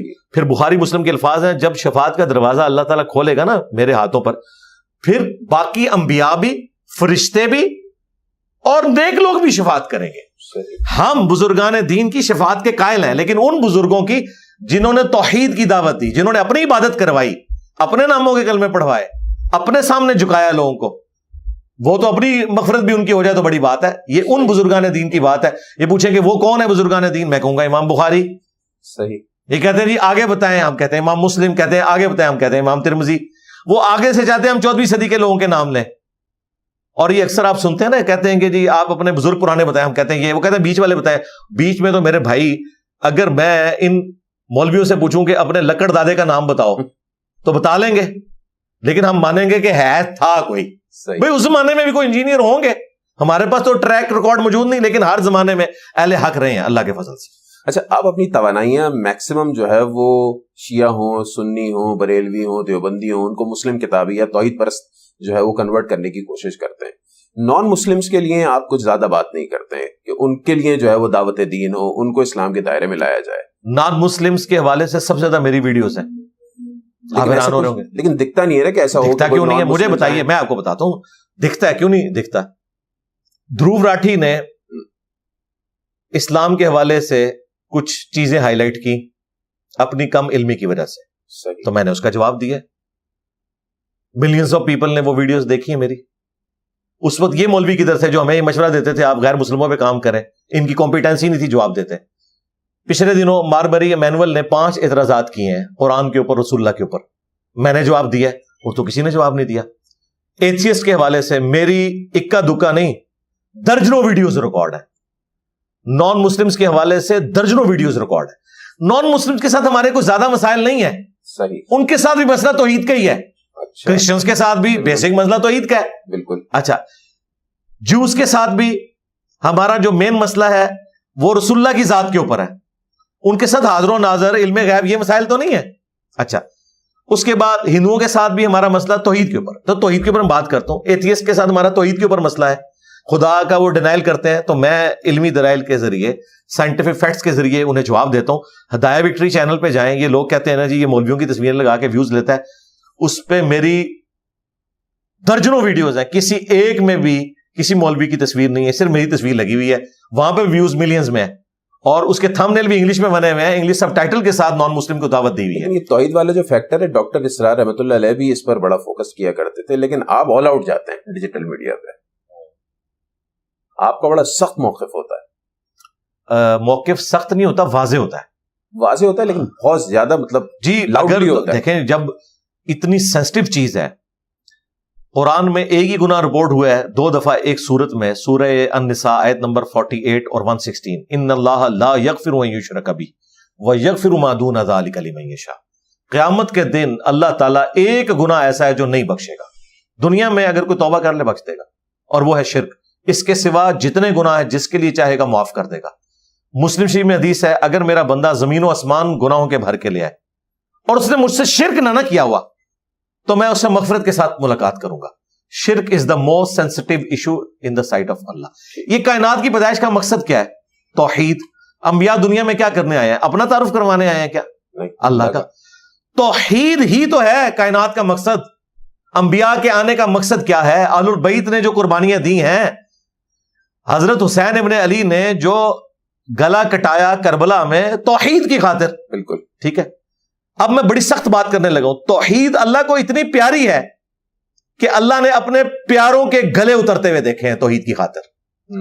توحید اللہ کو اتنی پیاری ہے کہ اللہ نے اپنے محبوب صلی اللہ علیہ وآلہ وسلم کو پتھر لگتے ہوئے دیکھے ہیں کہ خون سے آپ کی جوتیاں خون سے بھر گئیں. جو اپنے محبوب کو بھی پتھر کھاتا ہوا دیکھ لے تو اس کا مطلب ہے وہ کاز کوئی بہت بڑی ہے، وہ توحید کی کاز ہے. اب مجھے بتائیں میں سینسٹیو کیوں نہ ہوں؟ صحیح. میرے نبی کی دنیا میں آنے کی سب سے بڑی جو ان کا موٹو تھا، مشن تھا، توحید کو پھیلانا تھا. اچھا، اب آپ کی لیگیسی کیا ہے؟ کیونکہ آپ بہرحال اس وقت ڈیجیٹل میڈیا کی سب سے مشہور معروف شخصیت ہیں، اگر مذہبی حوالے سے بات کریں تو آپ کیا سمجھتے ہیں آپ کی لیگیسی کیا ہوگی؟ میری لیگیسی کوئی نہیں، میں خود لیگیسی لے کے چل رہا ہوں. اچھا، ہاں جی، ہم لیگیسی لے کے چل رہے ہیں. جانا تو ہر کسی نے جی، رسول اللہ صلی اللہ علیہ وآلہ وسلم کی لیگیسی ہے. آپ نے حجۃ الوداع کے موقع پہ فرمایا 2 چیزیں چھوڑ کے جا رہا ہوں، قرآن اور میری سنت. مضبوطی سے پکڑ لینا، گمراہ نہیں ہوگی. نبی علیہ السلام کی لیگیسی یہ تھی. خلفاء راشدین کے بارے میں جو حدیث ہے نا، علیکم بسنتی وسنت الخلفاء الراشدین المہدیین، وہ اسپیسیفکلی پولیٹیکل ڈیسیژنز کے بارے میں. ان کی شخصی اطاعت نہیں ہے وہاں پہ، ورنہ تو خلفاء راشدین کے فیصلوں سے ان کے ماننے والوں نے اختلاف کیا ہے. حج تمتع کے معاملے میں حضرت عمر سے، حضرت عثمان سے صحابہ کرام نے اختلاف کیا ہے، اور آج امت نے مانا ہے کہ ان کا یہ فیصلہ غلط تھا حج تمتع پہ پابندی لگانے کا. مولا علی نے سب سے پہلے اختلاف کر دیا. تو اگر علیکم بسنتی و سنت الخلفاء الراشدین المہدیین کا مطلب یہ ہوتا کہ خلفاء راشدین کے پیچھے بھی آپ نے اندھے بن کے چلنا ہے، تو بخاری مسلم میں کیوں آتا کہ حضرت علی نے کہا کہ امیر المومنین میں آپ کی وجہ سے رسول اللہ کی سنت نہیں چھوڑ سکتا حج تمتع کے معاملے میں؟ تو یہ پولیٹیکل معاملے میں تھا. بالکل اصل چیز قرآن و سنت. اس کے بعد غدیر خم پہ نبی الاسلام نے فرمایا قرآن میں چھوڑ کے جا رہا ہوں، مضبوطی سے پکڑ لینا، کبھی گمراہ نہیں ہوگی، یہ اللہ کی کتاب ہے، اللہ کی رسی ہے. وَاعْتَصِمُوا بِحَبْلِ اللَّهِ جَمِيعًا وَلَا تَفَرَّقُوا. اور دوسری بھاری چیز میرے اہل البیت ہیں، میں اپنے اہل البیت کے معاملے میں تمہیں اللہ کا خوف دلاتا ہوں. یہ جملہ 3 دفعہ ریپیٹ کیا. ہمارا یہ پلیٹ فارم غدیر خم پہ ہے، قرآن کی توحید پہ زیرو ٹالرنس ہے، اہل بیت کی دفاع کے اوپر زیرو ٹالرنس ہے. اس زمانے میں ہوتے اہل البیت کے ساتھ مل کر تلوار اٹھالتے ان کے مخالفین کے اوپر. صحیح. یعنی میں اگر کربلا میں ہوتا تو حسین ابن علی کے ساتھ مل کے میں نے کوئی دم درو تو نہیں کرنا تھا، سامنے والوں کے اوپر تلوار ہی اٹھانی تھی. اگر میں جنگ صفین میں ہوتا تو میں جس طرح حسن و حسین مولا علی کے ساتھ مل کر جنگ صفین میں لڑ رہے تھے اپنے مخالفین کے خلاف، عمار بن یاسر تھے، تو میں بھی ان کے ساتھ ہوتا. آج تلوار تو نہیں میں اٹھاؤں گا، ظاہر ہے سب لوگ آخرت میں جا چکے، لیکن آج میں اپنی زبان کے ذریعے دفاع کروں گا.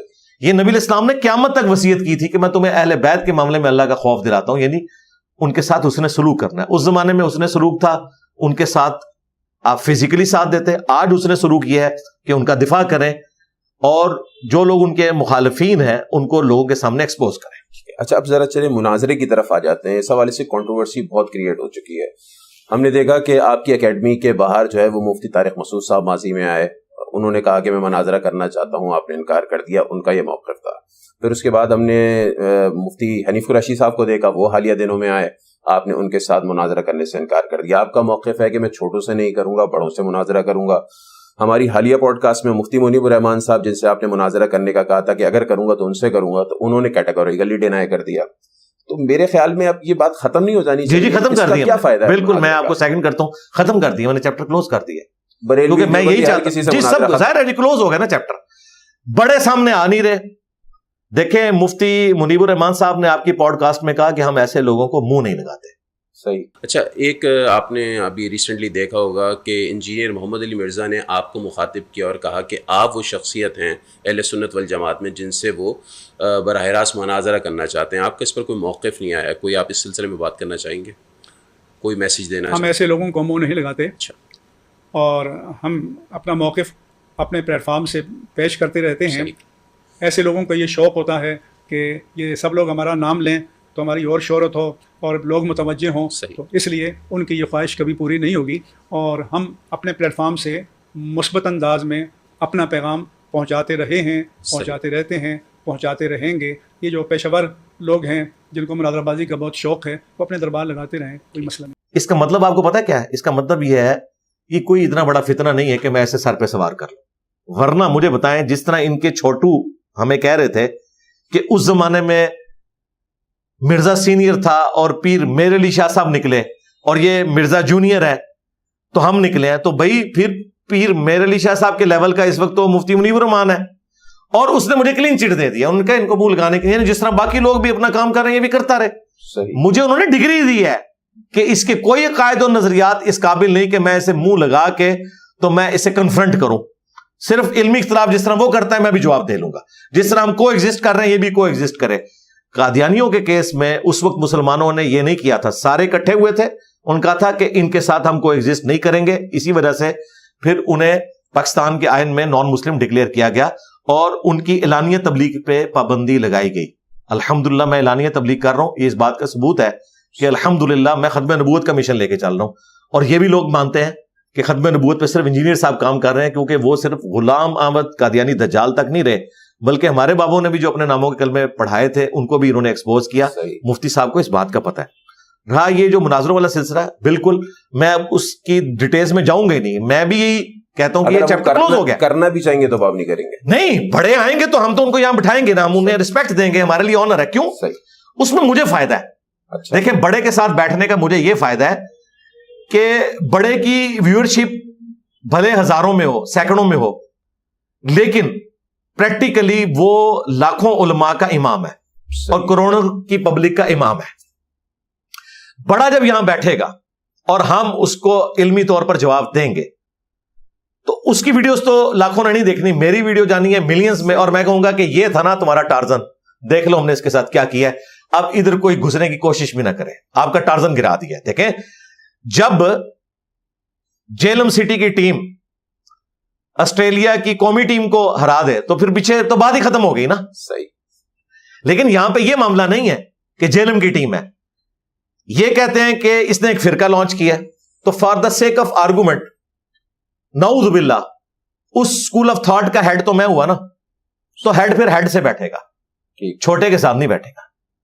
اس لیے ہم ان کو کہتے ہیں, ان کو بڑے کبھی بھی ویڈیو نہیں بنا کے دیں گے, مجھے یقین ہے. اس کی وجہ ہے کہ انہیں پتا ہے کہ کیا جواب دیں گے. ان کو اندر خانے یہ بات معلوم ہے کہ یہ جو باتیں کر رہا ہے اس کا جواب صرف یہ ہے کہ یہ باتیں درست ہیں لیکن کرنی نہیں چاہیے. بات تو سچ ہے مگر بات ہے رسوائی کی. بالکل یہ بات ہے. اچھا ابھی آپ یہ شعر جو ہے نا وہ ان کی زندگی میں پروین شاکر کی اتنا عیاں نہیں ہوا تھا جتنا ہمارے پلیٹ فارم کے ذریعے ہوا ہے. اچھا اب ذرا یہ بتائیے گا, ابھی آپ نے کہا کہ آپ کے پلیٹ فارم سے ختم نبوت پر بڑا کام ہو رہا ہے. کچھ دنوں قبل میں نے ایک ویڈیو دیکھی جس میں آپ نے کہا کہ ختم نبوت کا جو اصل پیغام ہے وہ یہ ہے کہ زمین اور آسمان کا کنیکشن اب منقطع ہو گیا. اب آپ اس بات پر بھی یقین کرتے ہیں اور یہ آپ بتاتے بھی ہیں, اور ساتھ ساتھ آپ کہتے ہیں کہ حضرت عیسیٰ بھی آئیں گے, امام مہدی بھی آئیں گے, تو ظاہر سی بات ہے جب وہ آئیں گے تو کنیکشن تو دوبارہ اسٹیبلش ہو جائے گا. تو کیا یہ کنیکشن کچھ عرصے کے لیے منقطع ہوا ہے یا ہمیشہ تا قیامت منقطع ہو گیا؟ ہمیشہ کے لیے منقطع ہو گیا جی, بالکل اس میں کوئی شک نہیں. پھر جب وہ آئیں گے تو پھر کس طریقے سے کنیکشن میں آپ کو بتاتا ہوں. کیا عیسیٰ ابن مریم یا امام محمد بن عبداللہ المہدی یہ کلیم کریں گے کہ ہم کوئی شریعت لے کے آئے ہیں؟ نہیں. یا اللہ تعالیٰ نے جو باتیں رسول اللہ کو بتانی تھی اور بھول گیا تھا نعوذ باللہ, یا قیامت کے نزدیک کوئی ایسی چیزیں آنے والی تھی جو ہمارے ذریعے بتائی جا رہی ہیں؟ نہیں. صحیح مسلم میں موجود ہے کہ عیسیٰ ابن مریم جب تم میں اتریں گے تو وہ تمہیں اللہ کی کتاب اور اس کے نبی کی سنت کے مطابق چلائیں گے. یہ راوی حدیث نے اس کے اوپر کامنٹس کیے ہیں. یہ حدیث بخاری میں بھی ہے کہ تمہاری اس وقت کیا شان ہوگی جب عادل حکمران کی حیثیت سے عیسیٰ ابن مریم اتریں گے, سلیب توڑ دیں گے, خنزیر کو قتل کر دیں گے اور جزیہ موقوف کر دیں گے. اب مجھے بتائیں یہ جو تینوں کام ہیں یہ تو بخاری مسلم میں قرآن میں رپورٹ ہوئے ہیں. عیسیٰ ابن مریم کون سا نیا دین لے کے آئے ہیں؟ سلیب توڑنا, یعنی توحید کی اناؤنسمنٹ کریں گے. تو قرآن میں اللہ تعالیٰ نے کیسی سلیب توڑی ہوئی ہے علمی طور پہ؟ خنزیر, کیونکہ جیسس کرائسٹ کے ماننے والے کتابوں کے باوجود خنزیر کھا رہے ہیں, تو وہ اسٹیبلش کریں گے, ان کے ماننے والے پھر اسلام قبول کر لیں گے کہ خنزیر حرام ہے. تو خنزیر پہلے ہی قرآن میں حرام ہے, یہ عیسیٰ ابن مریم کو نئی بات دے رہے ہوں گے امت کو. جزیہ موقوف کر دیں گے. جزیہ لیے ہی نان مسلم سے جاتا ہے, جب لوگ اسلام قبول کر لیں گے پھر جزیے کی ضرورت ہی نہیں پڑے گی. ٹھیک ہے, تو کوئی نئی چیز نہیں آئے گی.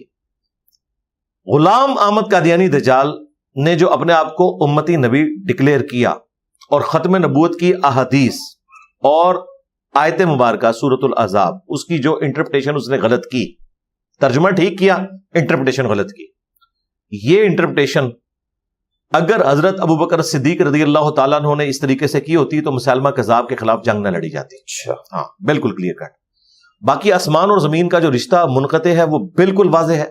صحیح مسلم میں حدیث ہے, نبی الاسلام کی وفات کے بعد حضرت ابوبکر جو ہے وہ ام ایمن کو ملنے گئے. وہ ایک بڑھیا خاتون تھی, حضور بھی ان کے پاس جایا کرتے تھے. تو حضرت عمر سے انہوں نے کہا چلو ہم بھی ان کے پاس بیٹھتے ہیں, تھوڑا غم غلط کریں گے. وہاں پہ جب پہنچے تو وہ رو رہی تھی. تو حضرت عمر نے کہا کہ آپ کیوں رو رہی ہیں؟ اللہ کے نبی تو بہتر جگہ پہ پہنچ گئے. تو وہ عورت اتنی سمجھدار تھی کہ دونوں مردوں کو اس نے حیران کر دیا. انہوں نے کہا میں اس لیے نہیں رو رہی کہ نبی الاسلام دنیا سے چلے گئے ہیں, وہ یقیناً ہر انسان نے جانا ہے اور وہ بہتر جگہ پہ ہے. میں اس لیے رو رہی ہوں کہ اب آسمان کا زمین سے رشتہ منقطع ہو گیا. اب جو کچھ کریں گے وہ ہم اپنی مرضی سے کر رہے ہوں گے. اب اللہ تعالیٰ انٹروین نہیں کرے گا کہ یہ کام غلط ہوا یہ صحیح ہوا, یہ ہمارا اجتہاد ہوگا. تو یہ حضرت امام مہدی اور حضرت عیسیٰ جو وہ میں وہاں آ رہا ہوں. میں پہلے آپ کو یہ ڈاکٹر کلیئر کر رہا ہوں کہ یہ میں نے جو جملہ بولا ہے نا آسمان اور زمین کا رشتہ منقطع, ہو سکتا ہے آپ کی آڈینس سمجھے کہ میں نے ٹرم کو ایڈوائز کیا ہے. یہ ایز اے ٹرم موجود ہے مسلم شریف کے اندر. پھر نہج البلاغہ میں جب مولا علی علیہ السلام نے نبی الاسلام کی میت کے اوپر خطبہ دیا ہے, اس میں الفاظ ہے یا رسول اللہ آپ کی موت باقی انبیاء کی سی نہیں ہے, آپ کی موت نے آسمان کا زمین سے رشتہ منقطع کر دیا. اب مجھے بتائیں, شیعہ کی کتاب نہج البلاغہ میں مولا علی کا خطبہ ہے حضور کی میت کے اوپر کہ آسمان اور زمین کا رشتہ منقطع ہو گیا. اہل سنت کی کتاب میں موجود ہے, تو یہ ایگریڈ اپون اجماعی عقیدہ ہو گیا نا. اب آئیں حضرت عیسیٰ ابن مریم, وہ میں نے آپ کو بتا دیا, وہ رسول اللہ کی سنت کے مطابق چلائیں گے, قرآن کے مطابق. بیسیکلی عیسیٰ ابن مریم ہوں یا امام مہدی ہوں, یہ مسلمانوں کے پولیٹیکل لیڈرز ہیں. صحیح, پولیٹیکل لیڈرز ہیں, مذہب دین وہی چل رہا ہے. اب مجھے بتائیں, خلفائے راشدین وہ پولیٹیکل پوسٹ پہ بیٹھے ہوئے تھے, دین انہوں نے اپنا کوئی جاری نہیں کیا. علیکم بسنتی وسنت الخلفاء الراشدین المہدیین, اس میں بھی پولیٹیکل ڈیسیژن ہے, دینی کوئی ڈیسیژن ایسا نہیں کہ وہ کریں اور وہ قرآن و سنت کے خلاف وہ اسٹیبلش ہوگا. مجھے بتائیں, حضرت عثمان نے جب حج تمتع نہیں کیا, بخاری مسلم میں آتا ہے, مروان کہتا ہے کہ میں اس مجلس میں موجود تھا, حضرت علی نے عثمان سے کہا کہ میں آپ کی وجہ سے رسول اللہ کی سنت نہیں چھوڑ سکتا. آج پوری امت حج تمتع کرتی ہے, حضرت عثمان کا فتویٰ امت نے چھوڑ دیا. اس سے پہلے حضرت عمر نے پابندی لگائی, تو عمران بن حسین صحابی نے کہا کہ اس شخص نے یہ سب کچھ کیا ہے. کوئی آسمان سے وہی نازل نہیں ہوئی حضور کے بعد کہ حج تمتع پہ پابندی لگی ہو. اتنے صحابہ مخالفت کرتے تھے. پریکٹیکلی اگر حضرت عمر اور عثمان کے ڈیسیژن امت نے قبول نہیں کیے خلفائے راشدین ہوتے ہوئے, اور امت میں سب سے پہلے امت کے بڑوں نے حضرت علی نے, اور آج پریکٹیکلی پوری امت نے ان کے موقف کو ریجیکٹ کر دیا کہ حج تمتع سب سے افضل حج ہے, وہ اس سے روکتے تھے پولیٹیکل ڈیسیژن کی وجہ سے. تو اس کا مطلب یہ ہے کہ یہ ہمارے جتنے لیڈرز ہیں یہ سب کے سب پولیٹیکل لیڈرز ہوں گے. دین انہوں نے وہی لے کے چلنا ہے جو قرآن و سنت میں موجود. اچھا انجینئر صاحب, اب ذرا یہ بتائیے گا, جب حضرت عیسیٰ علیہ السلام کی آمد ہوگی تو ان کو اللہ تعالیٰ کی طرف سے وحی کی تائید حاصل ہوگی؟ اس اعتبار سے تو حاصل ہوگی کہ اللہ تعالیٰ انہیں پولیٹیکلی گائیڈ کرے گا. صحیح, کہ اب مسلمانوں کو فلاں جگہ لے جائیں, اس طرح کریں. یہ والا جو سلسلہ ہے وہ جاری رہے گا. صحیح. اس کے پیچھے ریزن یہ ہے کہ عیسیٰ ابن مریم پیغمبر تھے, اس امت میں امتی بن کے آئے, وہ نبی امتی ہیں. یہ ٹرم آپ نے سمجھنی ہے, وہ امتی نبی نہیں ہے. امتی نبی اگر آپ کلیم کریں گے پھر غلام احمد قادیانی دجال کے ماننے والے کہیں گے کہ آپ نے بنو اسرائیل سے ادھارا نبی اٹھایا ہے, تو بنو اسماعیل سے کیوں نہیں اٹھاتے ہمارا؟ صحیح. تو ان کو یہ بتانا ہے کہ اس امت میں کسی بھی امتی نے نبی نہیں بننا. عیسیٰ ابن مریم پہلے سے ہی پیغمبر تھے, اس امت میں آئیں گے امتی کی حیثیت سے.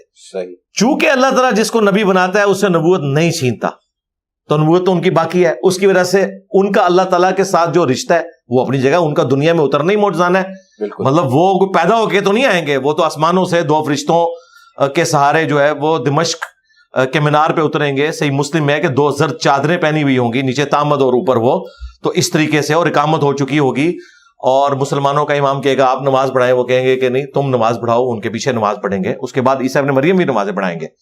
تو اس اعتبار سے تو تائید ہوگی کہ اللہ تعالیٰ انہیں گائیڈ کرے گا, لیکن کوئی دینی مسئلہ نہیں, دین فکس ہے. یہاں پر شیخ احمد سرندی نے لکھا ہے کہ ہمارے بزرگوں نے کشف کے ذریعے دیکھا ہے کہ عیسیٰ ابن مریم جب دنیا میں اتریں گے تو فقہ حنفی کے مطابق عمل کریں گے. اچھا. ہاں. پھر انہیں حیا آئی کہ یہ تو میں نے بہت بڑی بات کی. انہوں نے کہا نہیں, ان کا اجتہاد فقہ حنفی کے اجتہاد کے ساتھ مل جائے گا. فقہ حنفی کا اجتہاد تو آج ہی اس کا جو ہم نے کر دیا ہے قرآن و سنت کی روشنی میں. پھر غلطی ان سے یہ ہوگی کہ شیخ احمد سرندی کو تو یہ پتہ ہی نہیں تھا کہ حنفیوں نے 2 ہو جانا ہے.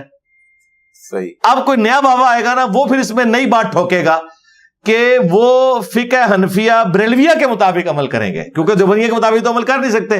دیوبندی انگوٹھے چومنے کو بدعت کہتے ہیں, بریلوی کہتے ہیں اس کے اوپر شفاعت کی بشارت ہے. فقہ بھی علیحدہ ہو چکی ہے, صرف عقیدے علیحدہ نہیں ہوئے. یہ اگر 2 نمبری کریں نا کہ ہمارا عقیدوں کا فرق ہے, فقہ ہماری ایک ہے, فقہ بھی ایک نہیں ہے, نام کی حد تک ایک ہے. ایک بندہ کہہ رہا ہے انگوٹھے چومنا شفاعت کی نوید ہے بریلوی, دیوبندی کہہ رہے ہیں یہ بدعت ہے. دوسری طرف دیوبندی ضعیف روایتوں میں عمل کرتے ہیں, ادھر آ کے وہ 4-5 ضعیف روایتیں یہاں پہ بھی موجود ہیں, ان کو بھی ضرب تقسیم کر کے کسی لیول پہ پہنچا دیں, نہیں پہنچاتے. تو اس اعتبار سے یہ ساری جعلی باتیں. بلکہ شیخ احمد سرندی نے تو یہ بھی لکھا کہ اس امت میں اگر کوئی نبی ہوتا تو فقہ حنفی میں سے ہوتا. اچھا. ہاں جی, ہمارے پاس تو ترمذی میں ہے نا کہ اگر امت میں کوئی نبی ہوتا تو عمر ہوتا, اور بخاری مسلم میں ہے کہ علی کی میرے ساتھ وہی نسبت ہے جو ہارون کی موسیٰ کے ساتھ, مگر میرے بعد کوئی نبی نہیں, یعنی اگر کوئی نبی ہوتا تو علی ہوتا. صحیح. جبکہ شیخ احمد سرندی صاحب یہ کہتے ہیں کہ علی اور عمر نہیں, فقہ حنفی کے مطابق عمل کرتا. صحیح. تو اس لیے ہم کہتے ہیں یہ ہے بابوں کا دین, وہ ہے کتابوں کا دین. اور یہ شیخ احمد سرندی وہ ہے جو بریلوی اور دیوبندیوں کا 1000 سال کا مجدد ہے. اچھا, یہ اتنا اہم معاملہ ہے, یہ ایک انسٹیٹیوشنلائز معاملہ ہے کہ حضرت مہدی کو آنا ہے, حضرت عیسیٰ کو آنا ہے, لیکن ہم قرآن میں اس سلسلے میں کچھ نہیں دیکھتے. روایات میں تو ملتا ہے, اس کی کیا وجہ لگتی ہے آپ کو؟ قرآن میں عیسیٰ ابن مریم کا تو ذکر ہے جی, حیات مسیح کا بھی آنے کا, نزول مسیح کا بھی ہے. اچھا ہے, بالکل. سورہ زخرف میں ہے کہ عیسیٰ قیامت کی خبر ہے. صحیح. ٹھیک ہے. اسی طریقے سے سورۃ النساء میں جہاں پہ ذکر آیا وما قتلوہ وما صلبوہ ولکن شبہ لہم، ان کے لیے معاملہ ایمبیگوس ہو گیا. اس کے بعد آیا ہے کہ اہل کتاب میں سے کوئی نہیں بچے گا مگر اپنی موت سے پہلے یا ان کی موت سے پہلے، دونوں طریقے سے ترجمہ کیا گیا، وہ عیسیٰ ابن مریم کے اوپر ایمان لے آئے گا. یہ جو آیت ہے یہ تلاوت کرتے تھے حضرت ابو ہریرہ، بخاری مسلم کے الفاظ ہیں، وہ کہتے تھے کہ یہ قرآن میں ذکر ہے کہ عیسیٰ ابن مریم آئیں گے. تو اس طریقے سے اشارتاً ذکر موجود ہے، باقی تفصیلات اس میں موجود نہیں ہے. اگر آپ مجھ سے پوچھیں تو اور کی تفصیلات تھی جو لوگ خواہش کر سکتے تھے کہ قرآن میں موجود ہوں. مثلا سب سے بڑی خواہش یہ کہ رسول اللہ کا سکسیسر کون ہوگا. بالکل مجھے بتائیں، اس کے اوپر امت ٹوٹی ہے نا. اب کوئی کہ جی میں چونکہ قرآن میں نہیں آیا کہ حضور کا سکسیسر کون ہے اس لیے نہ میں ابو بکر کو مانتا ہوں نہ حضرت علی کو سکسیسر مانتا ہوں. کتنا بڑا پھکا دیا میں نے. صحیح. تو پھر کیا بات کی جائے گی کہ یار اس کی ضرورت نہیں تھی، بس آپ کو دین بتا دیا گیا. باقی دین اسلام کا سورس صرف قرآن نہیں ہے، سنت بھی ہے. سنت کا انکار کرنے والا گمراہ نہیں، کافر ہے. صحیح. صرف قرآن نہیں، کیونکہ قرآن ہی تو ہمیں کہہ رہا ہے سنت پہ عمل کرنا ہے. قرآن کہہ رہا ہے جمعے کے دن جب اذان دی جائے تو مسجد کی طرف آؤ. اذان کے الفاظ نہیں بتا رہا. اس کا مطلب ہے کہ اذان پھر کہیں موجود ہونی چاہیے نا، وہ سنت میں ہے. اس کا ریٹن ریکارڈ احادیث. قرآن اتنی بڑی بات کر رہا ہے وَأَقِيمُوا الصَّلَاةَ وَلَا تَكُونُوا مِنَ الْمُشْرِكِينَ، نماز قائم کرنا، مشرک نہ ہو جانا. قرآن کہہ رہا ہے کہ جس نے نماز نہیں پڑھی وہ مشرک ہے اور نماز کا طریقہ ہی نہیں بتا رہا. اتنی بڑی بات جس سے میرا کفر اسلام جڑا ہوا ہے، قرآن اس پہ خاموش ہے. عیسیٰ ابن مریم کا ذکر اس طریقے سے جو غامدی صاحب ڈیمانڈ کرتے ہیں نہ آنا یہ چھوٹی چیز ہے. اچھا، بڑا مسئلہ یہ ہے کہ جس سے میرا کفر اسلام جڑا ہوا ہے وہ تو نماز کا، نہ تو 5 نمازوں کا ذکر اس طریقے سے آیا، نہ ان کی ٹائمنگز آئیں اس طریقے سے، نہ ان کی رکعتیں آئیں، نہ اس میں پڑھنے کا طریقہ آیا، نہ اس کے پوسٹر آئے. تو یہ تو بڑا مسئلہ تھا. لہٰذا ان کو بتایا کریں کہ یار حضرت عیسیٰ کی فکر نہ کرو، آپ فکر کرو کہ نماز کا طریقہ سنت میں کیوں گیا ہوا ہے. صحیح. وہ بھی قرآن میں ہونا چاہیے تھا کیونکہ اس سے کفر اسلام جڑا ہوا تھا. اچھا، اب ذرا صوفیزم کی بات کر لیتے ہیں. بڑی تنقید کرتے ہیں آپ اس پر. یہ کلچر آپ کیا سمجھتے ہیں کیسے پروان چڑھا تھا صوفیت کا؟ بیسیکلی اس کے پیچھے ریزن یہ ہے کہ جب حسین ابن علی کی شہادت ہوئی اور قیام حسینی بظاہر دنیا میں ناکام ہو گیا، یعنی وہ ملوکیت کو ختم نہیں کر سکے، اللہ کے حضور کامیاب ہوئے، ان کی قربانی لکھی گئی. اس کے بعد لوگوں نے کنکلوڈ کر دیا کہ اب ہم حکمرانوں کو تلوار کے ذریعے چینج نہیں کر سکتے، بہتر یہ ہے کہ ان کو ان کے حال پہ چھوڑ دیں، ہم پیرلل میں اپنی خانقاہیں بنا لیں. اور جس طرح بنی اسرائیل کے پیغمبر خانقاہوں میں بیٹھ کے، ہیکل سلیمانی میں انبیاء بیٹھ کے دعوت توحید کا کام کرتے تھے، اوپر رومنز کی حکومت تھی، اوپر بت پرست بیٹھے ہوئے ہیں، اور یروشلم میں بیٹھ کے جس طرح آج یورپ اور امریکہ میں مسلمان کام کر رہے ہیں اسی طریقے سے تھا انبیاء ہو کے. تو انہوں نے کہا ہم اس طریقے سے نبی علیہ السلام کا مشن آگے لے کے چلتے ہیں، کیونکہ اب ہم حکمرانوں سے ٹکرا نہیں سکتے اور ان سے ہم کوسوں دور بھاگیں گے. مولوی پھر بھی حکمرانوں کے پاس جاتے تھے، صوفیاء اس چیز کو بھی اوائڈ کرتے تھے. اس کی وجہ سے حکمرانوں پہ بھی ان کا رعب ہوتا تھا، لوگ ان سے عقیدت رکھتے تھے. پھر حکمران خود حاضریاں دینے شروع ہو گئے ان کے پاس. صحیح. اس سے وہ اور پھول گئے. اخلاص کے ساتھ یہ معاملات شروع کیے تھے، توحید پہ چلتے رہتے. آج بھی اگر کوئی خانقاہ تصوف کی ایسی ہو نا جو آپ کو یہ بتائے کہ آپ نے اللہ کے سامنے جھکنا ہے، کسی بزرگ کو نہیں پکارنا، کسی فرشتے کو، کسی پیغمبر کو نہیں پکارنا، اللہ کو مدد کے لیے پکارنا ہے، اور آپ کے امام وہ ہیں جن کی قبر مدینے میں ہے، تو جناب سب سے پہلے میں اس کا بیعت ہو جاؤں گا. اگر تصوف یہ ہوتی، سٹارٹ تو انہوں نے اسی طریقے سے لیا، لیکن وہی ہوتا ہے کہ سٹارٹ تو بڑے اچھے طریقے سے ہوتا ہے. اس لیے میں کہتا ہوں کہ اس امت کے بزرگان دین نے پوری نیک نیتی کے ساتھ امت کا جنازہ نکالا ہے. بد نیتی نہیں تھی، نیت بالکل نیک تھی، لیکن کام ڈال دیا. سٹارٹ کیا، پھر کرتے کرتے تھیندے ٹھیک ہے. سٹارٹ اس طریقے سے سٹینڈ کرتی ہے صوفیزم، آپ کہتے ہیں؟ جی کرتی تھی. جب سٹارٹ کیا تو اس وقت تو ظاہر ہے کہ جو کئی ایک محدثین تھے جن کو اس وقت آپ سمجھ لیں زاہد کہا جاتا تھا کہ دنیا سے زاہد ہے، جس طرح عبداللہ ابن مبارک ہے. ان کو صوفیاء بھی مانتے تھے، محدثین بھی مانتے تھے، بخاری مسلم کے راوی ہیں. ان کو کہا جاتا تھا کہ یہ کامن پرسنالٹی ہیں اصحاب الحدیث میں اور اہل زہد میں. پہلے ٹرم یہ یوز ہوتی تھی، پھر صوفیاء کی ٹرم آئی، اور کرتے کرتے اب تو ایک معاملات بگڑ گئے. ہمیں تصوف سے یہ ہے کہ جب یہ سٹارٹ ہوئی اچھی انٹینشن کے ساتھ ہوئی، گو اس میں بھی کمزوریاں تھیں، لیکن یہ کمزوری نہیں تھی کہ یہ خود مشکل کشا لوگوں کے بن کے بیٹھ جائیں. وہ تو کہتے تھے کہ بھئی ہم اہل البیت کے مشن کو آگے لے کے چل رہے ہیں. ایک خانقاہی نظام انہوں نے چلایا. میں دار ارقم کو بھی ایک خانقاہ سمجھتا ہوں توحید کی. اس طرح کی کوئی خانقاہ ہو تو میں کہتا ہوں پوری دنیا میں یہ خانقاہیں ہونی چاہیے جہاں آپ توحید کی بات کریں، سنت سکھائیں، بجائے کہ اپنے بزرگوں کی تعلیمات. لیکن انہوں نے پھر بیچ میں داخل کیا کہ آپ نے پہلے شیخ میں فنا ہونا ہے، اس کے بعد رسول میں فنا ہوں گے، پھر آپ اللہ تک پہنچیں گے. لیکن حالت یہ ہے کہ پوری زندگی شیخ میں فنا نہیں ہو سکتے. شیخ ان کا چندہ کھا جاتا ہے، ان کی عزتیں بھی لوٹ لیتا ہے، ان کا مال بھی لوٹ لیتا ہے، اس میں فنا ہوتے رہتے ہیں، کام ختم ہو جاتا ہے. ہمارا کوئی بھی اسٹوڈنٹ ہے پہلے دن جب یہاں آتا ہے، یہاں نہ بھی آئے، اپنی ویڈیوز اس تک جب ہماری پہنچتی ہیں تو وہ پہلے دن سے ہی فنا فی اللہ اور فنا پھر رسول ہوتا ہے. وہ کہتے ہیں انجینئر صاحب تو شاہی کوئی نہیں، ہم تو کتاب و سنت کے ماننے والے ہیں. یہ اگر خانقاہی نظام ہونا، سب سے پہلے میں ایسی تصوف کا سپورٹر ہوں گا. لیکن پریکٹیکلی تصوف جو ہے یہ طاغوت بنی ہوئی ہے. یہ اسپرچل پاورز ہوتی ہیں ایسی کوئی چیزیں کرتی ہیں؟ پاور شاور کیا؟ جب آپ نے کہا کہ اللہ رسول سب کچھ ہے، پھر اپنی تو نفی ہوگی. اسپرچل پاور کہاں سے ان کے پاس؟ نہیں، وہ جو ہوتا ہے نا کہ کوئی تعویذ نکال دیتا ہے، کوئی تالا نکال دیتا ہے، کوئی کہتا ہے. تو میں نے تو بڑا چھوٹا ٹیسٹ رکھا ہے ان کے لیے کہ ایک نو مولود بچے کا ختنہ کر کے بتا دیں یہ مجھے بغیر بلیڈ کے، اور اگر خطرہ نہ ہوا تو دیکھ لیں جس بزرگ نے اپنی بزرگی فارغ کروانی ہے، بزرگی بھی اور چاچی بھی، تو آ جائے. اچھا، آپ کہتے ہیں کہ آپ کے بابا وہ ہیں جن کی قبر مدینہ، چاچی اس طرح بھی ٹوٹ جائے گی جی، میں دس دیں. آپ کہتے ہیں کہ آپ کے بابا وہ ہیں جن کی قبر مدینہ میں صلی اللہ علیہ وسلم. پھر آپ یہ کہتے ہیں کہ جو امام بخاری ہیں وہ بھی آپ کے بابا ہیں، اور اس کے علاوہ جتنے بھی امام ابو حنیفہ ہو گئے یا مالک ہو گئے، شافعی ہو گئے، تو کہاں تک آپ بابے مانتے ہیں اور کہاں سے بابے نہیں مانتے ہیں؟ ہم کہتے ہیں نہیں، قیامت تک ہم ان بابوں کو مانیں گے جو کتابوں کو مانیں گے، سارے بابوں کو مانیں گے جو کتابوں کو مانیں گے، جو ہمارے نبی کے ساتھ ہمیں جوڑیں گے. جب وہ کہیں گے نا قرآن و سنت کو چھوڑیں، ہمارے بزرگوں نے اس چیز کو یوں سمجھا ہے، ہم پھر ان کو نہیں مانیں گے. یہ ہے ہماری بنیادی چیز جو ہم صحیح احادیث کی روشنی میں، غدیر خم کی حدیث کی روشنی میں اور حجۃ الوداع کی حدیث کی روشنی میں سمجھتے ہیں، قرآن اور اہل سنت اور قرآن اور اہل بیت. یہ ہے ہمارا کرائٹیریا. تو جو بھی اس کرائٹیریا میں فٹ ہو ہمارا امام ہے. اللہ کا شکر ہے، ہم تیار ہیں ہر بندے کو. آپ باپا جانی سے کہیں نا کراچی کہ وہ اناؤنسمنٹ کر دیں کہ میں آج تک آپ کو بتاتا رہا، وہ ٹی وی میں بتاتے ہیں کہ قرآن کے بعد سب سے افضل کتاب بخاری ہے. صحیح. جس دن باپا جانی وہ بخاری شریف کھول کے اس میں لکھا ہوا نماز کا طریقہ رکوع میں جاتے وقت اور رکوع سے اٹھتے وقت رفع الیدین کر کے دکھا دیں تو میں ان کا مرید ہونے کے لیے تیار ہوں. اور پھر یہ بھی بتائیں کہ یہ ہم پہلے سارا فراڈ کرتے رہتے، یہ نہ ہو کہ وہ عملی ہو کے کر دیں. نہ نہ نہ، انہوں نے تقلید کو غلط کہنا ہے. اوکے، میں نبی کی سنت کی وجہ سے کر رہا ہوں، میں حملی ہو کے نہیں کر رہا، نبی کی سنت کی وجہ سے. اور ٹائم قیامت تک ہے، یہ کبھی بھی نہیں کر سکتے. فقہ حنفی سے اختلاف فقط رفع دین پر ہی ہے. فقہ حنفی سے نہیں، ہمیں فقہ شافعی سے بھی اختلاف ہے، مالکی سے بھی ہے.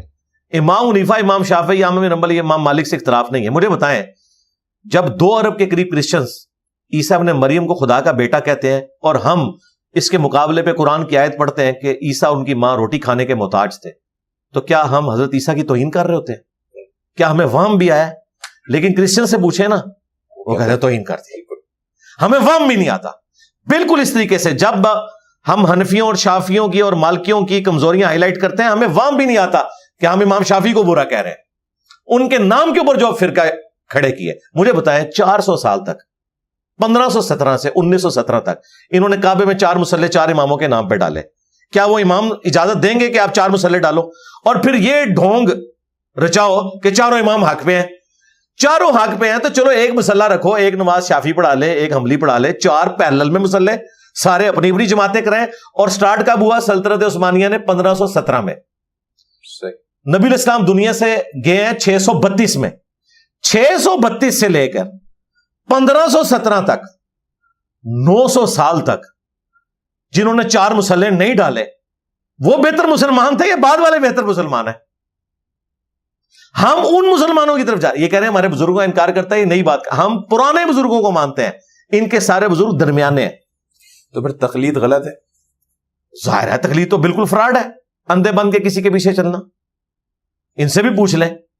آپ ان سے کہیں میں انجینئر صاحب کی تقلید کرتا ہوں، کہیں گے تقلید حرام ہے. وہ کہیں گے نہیں دلیل پہ بات نہیں. ہم بھی یہی کہہ رہے ہیں کوئی نہ کوئی تو دین کی تشریح کرے گا نا. تشریح کرنا اور چیز ہے، دین کی تشریح یہ ہے تشریح کرے گا، اس کی تو تقلید جی. نہیں تقلید نہیں ہوگی. تقلید تب ہوگی جب وہ بغیر قرآن و سنت کی دلیل کے اپنی رائے بیان کرتے ہیں. تقلید کی لفظی ڈیفینیشن پتہ کیا عربی میں؟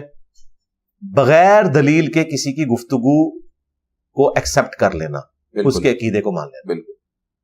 اگر میں آپ کو کہوں قرآن میں لکھا ہے ایاک نعبد و ایاک نستعین, اس سے میں توحید ثابت کروں, میں سورۃ البقرہ کی آیت نمبر 279 سے سود کی حرمت ثابت کروں, تو میں نے دلیل دے دی نا.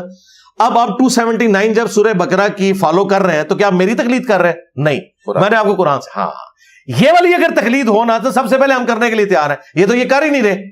انہوں نے ایاک نعبد و ایاک نستعین کی تشریح میں یا علی مدد ثابت کیا ہوا ہے. یہ کون سی تشریح؟ جو معنی اچھل اچھل کے نکل رہا ہے وہ نہیں مان رہے, بالکل اس کے اپوزٹ معنی بیان کر رہے ہیں. آپ کو بتا رہے ہیں قرآن کے بعد سب سے افضل بخاری اور مسلم ہے. جیسے ہی بخاری اور مسلم سے نماز کا طریقہ کھولیں ہم, تو نہ دیوبندی اس طریقے پہ نماز پڑھ رہے ہیں نہ بریلوی. تو ہم پوچھیں گے بھئی تم کہاں کے سنی ہو؟ پھر کس سنیت کو لے کے چل رہے ہو؟ سنیت قرآن کے بعد کس چیز کو ماننے کا نام ہے؟ بخاری اور مسلم کو.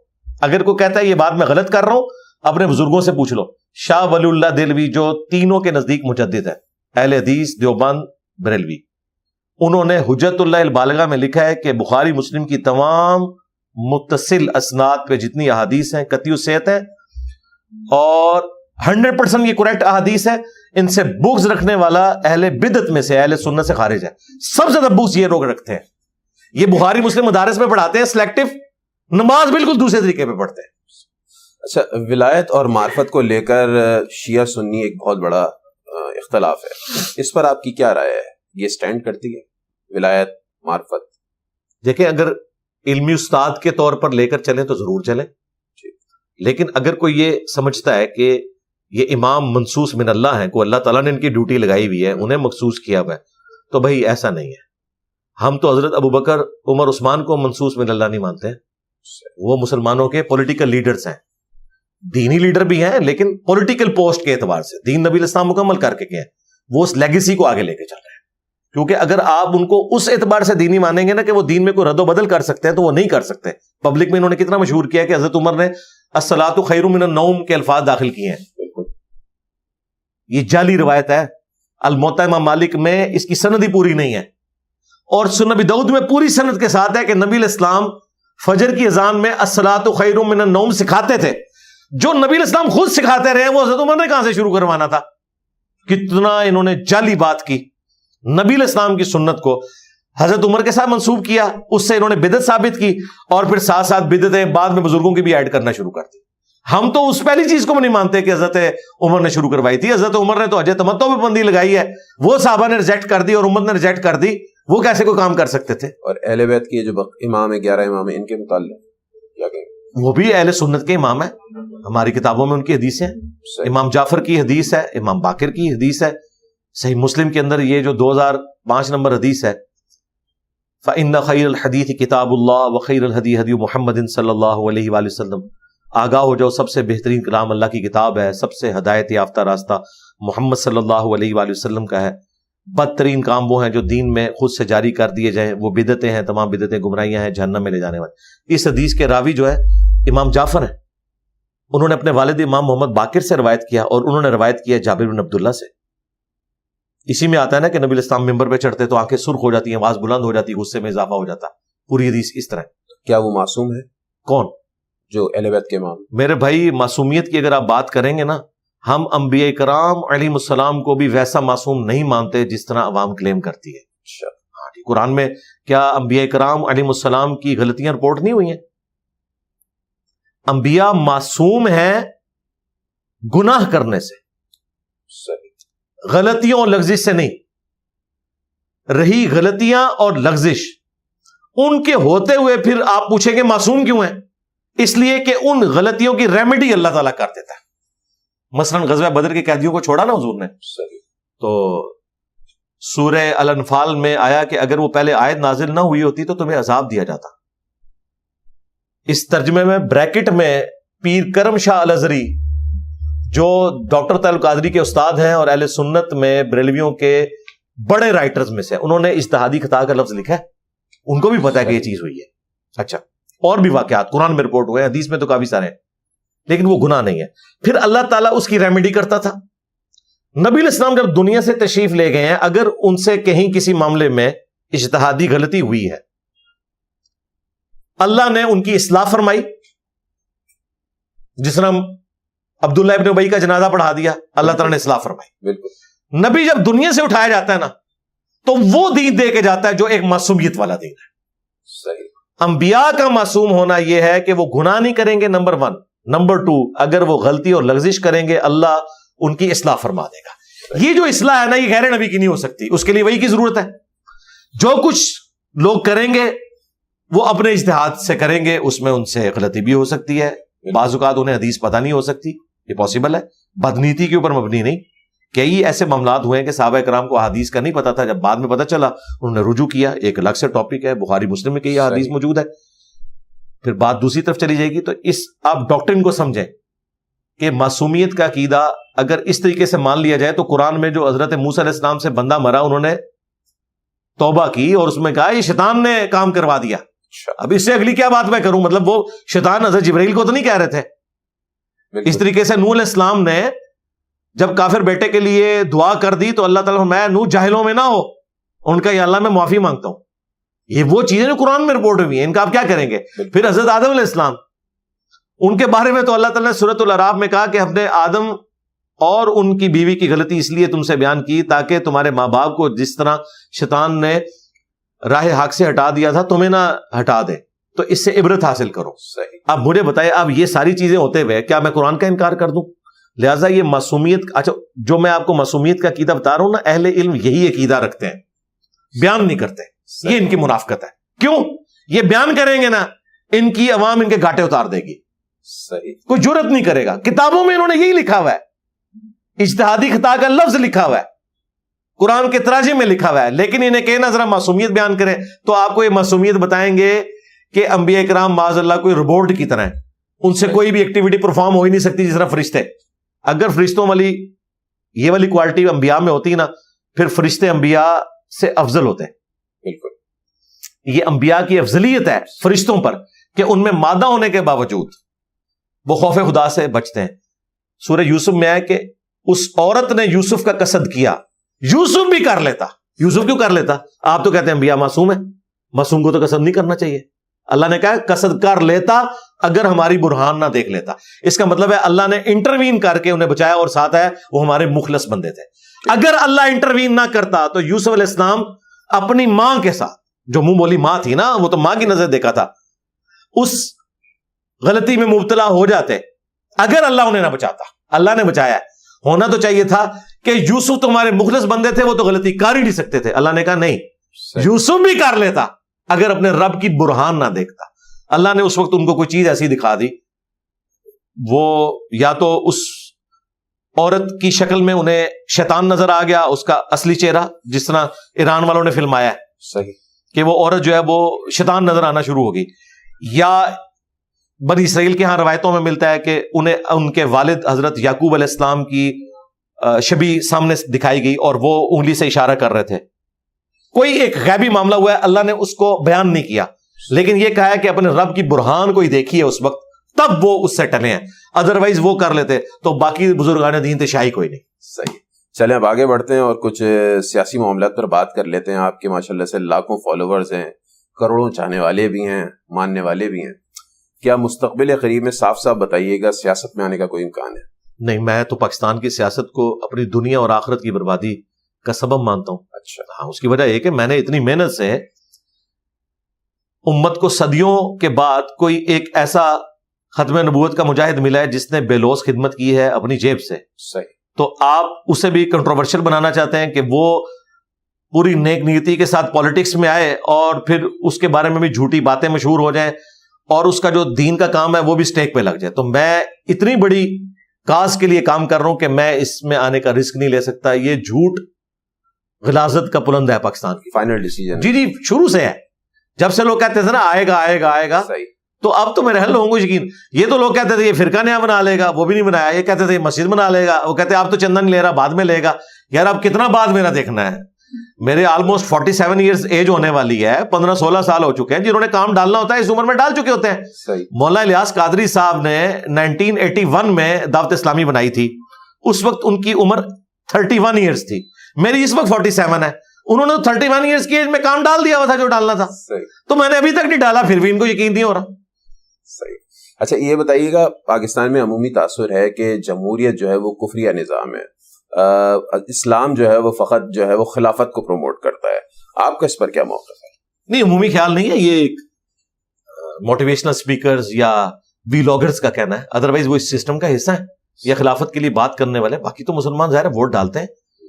وہ ڈیموکریسی جس میں آپ حرام کا فیصلہ کثرت رائے سے کریں تو وہ تو کفر ہے.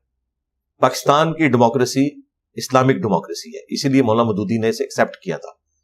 جب قرارداد مقاصد میں آیا نا کہ یہاں قرآن و سنت کے خلاف کوئی قانون پاس نہیں ہوگا اور حاکمیت اعلیٰ کا مالک اللہ ہے, تو انہوں نے کہا کہ آج پاکستان کی ریاست نے کلمہ پڑھ لیا ہے. ٹھیک ہے, کثرت رائے سے فیصلہ کرنا ہی تو حضور کی سنت تھی. جمہور محدثین کے نزدیک یہ چیز یوں ہے, محدثین بھی جمہور کی ٹرم استعمال کرتے تھے. ڈیموکریسی اسلامک ہو, خلافت راشدہ کی ماڈرن فارم ہے. یہ جس خلافت کی بات کر رہے ہیں نا, اس میں ایک ڈکٹیٹر آپ کے اوپر لانا چاہتے ہیں, اور وہ ان کا مولوی ہوگا جس بیچارے کو نماز کا طریقہ تو شاید آتا ہو لیکن ورڈ پالیٹکس کا نہیں پتا ہوگا. آپ کیا سمجھتے ہیں اگر خلافت آ جائے تو ڈاکٹر اسرار کو انہوں نے خلیفہ چننا ہے یا مولانا مودودی کو چننا ہے؟ وہ تو کہتے ہیں ایک مودودی اور 100 یہودی. جو لوگ خلافت کی آواز بلند کر رہے ہیں سب سے پہلے ان کو انہوں نے شہادت کے رتبے پہ فائز کرنا ہے. جب خلافت آئی ظاہر فرقوں کی آئے گی نا. آپ کیا سمجھتے ہیں کہ ٹی ایل پی کی اگر خلافت قائم ہو گئی تو اہل حدیث اور دیوبند کے لیے یہاں رہنے کی جگہ ہوگی؟ بالکل نہیں. موجودہ نظام میں پاکستان کی جو مذہبی سیاسی جماعتیں ہیں ان کے اقتدار میں آنے کا کوئی امکان آپ کو لگتا ہے؟ انشاءاللہ کوئی امکان نہیں ہے, اور میری دعائیں ہیں کہ اس طریقے سے نہیں. اگر میں کسی ایک جماعت کے لیے دعا کروں کہ وہ آئے, وہ جماعت اسلامی ہے, وجہ جن میں تعصب نہیں ہے, کوئی فرقے کا تعصب نہیں ہے. آپ جماعت اسلامی کی مساجد میں چلے جائیں, امام حنفی ہیں, آپ امام کے بالکل پیچھے کھڑے ہو کر اونچی آمین کہیں, وہ آپ کو تیکھی نظروں سے دیکھے گا بھی نہیں.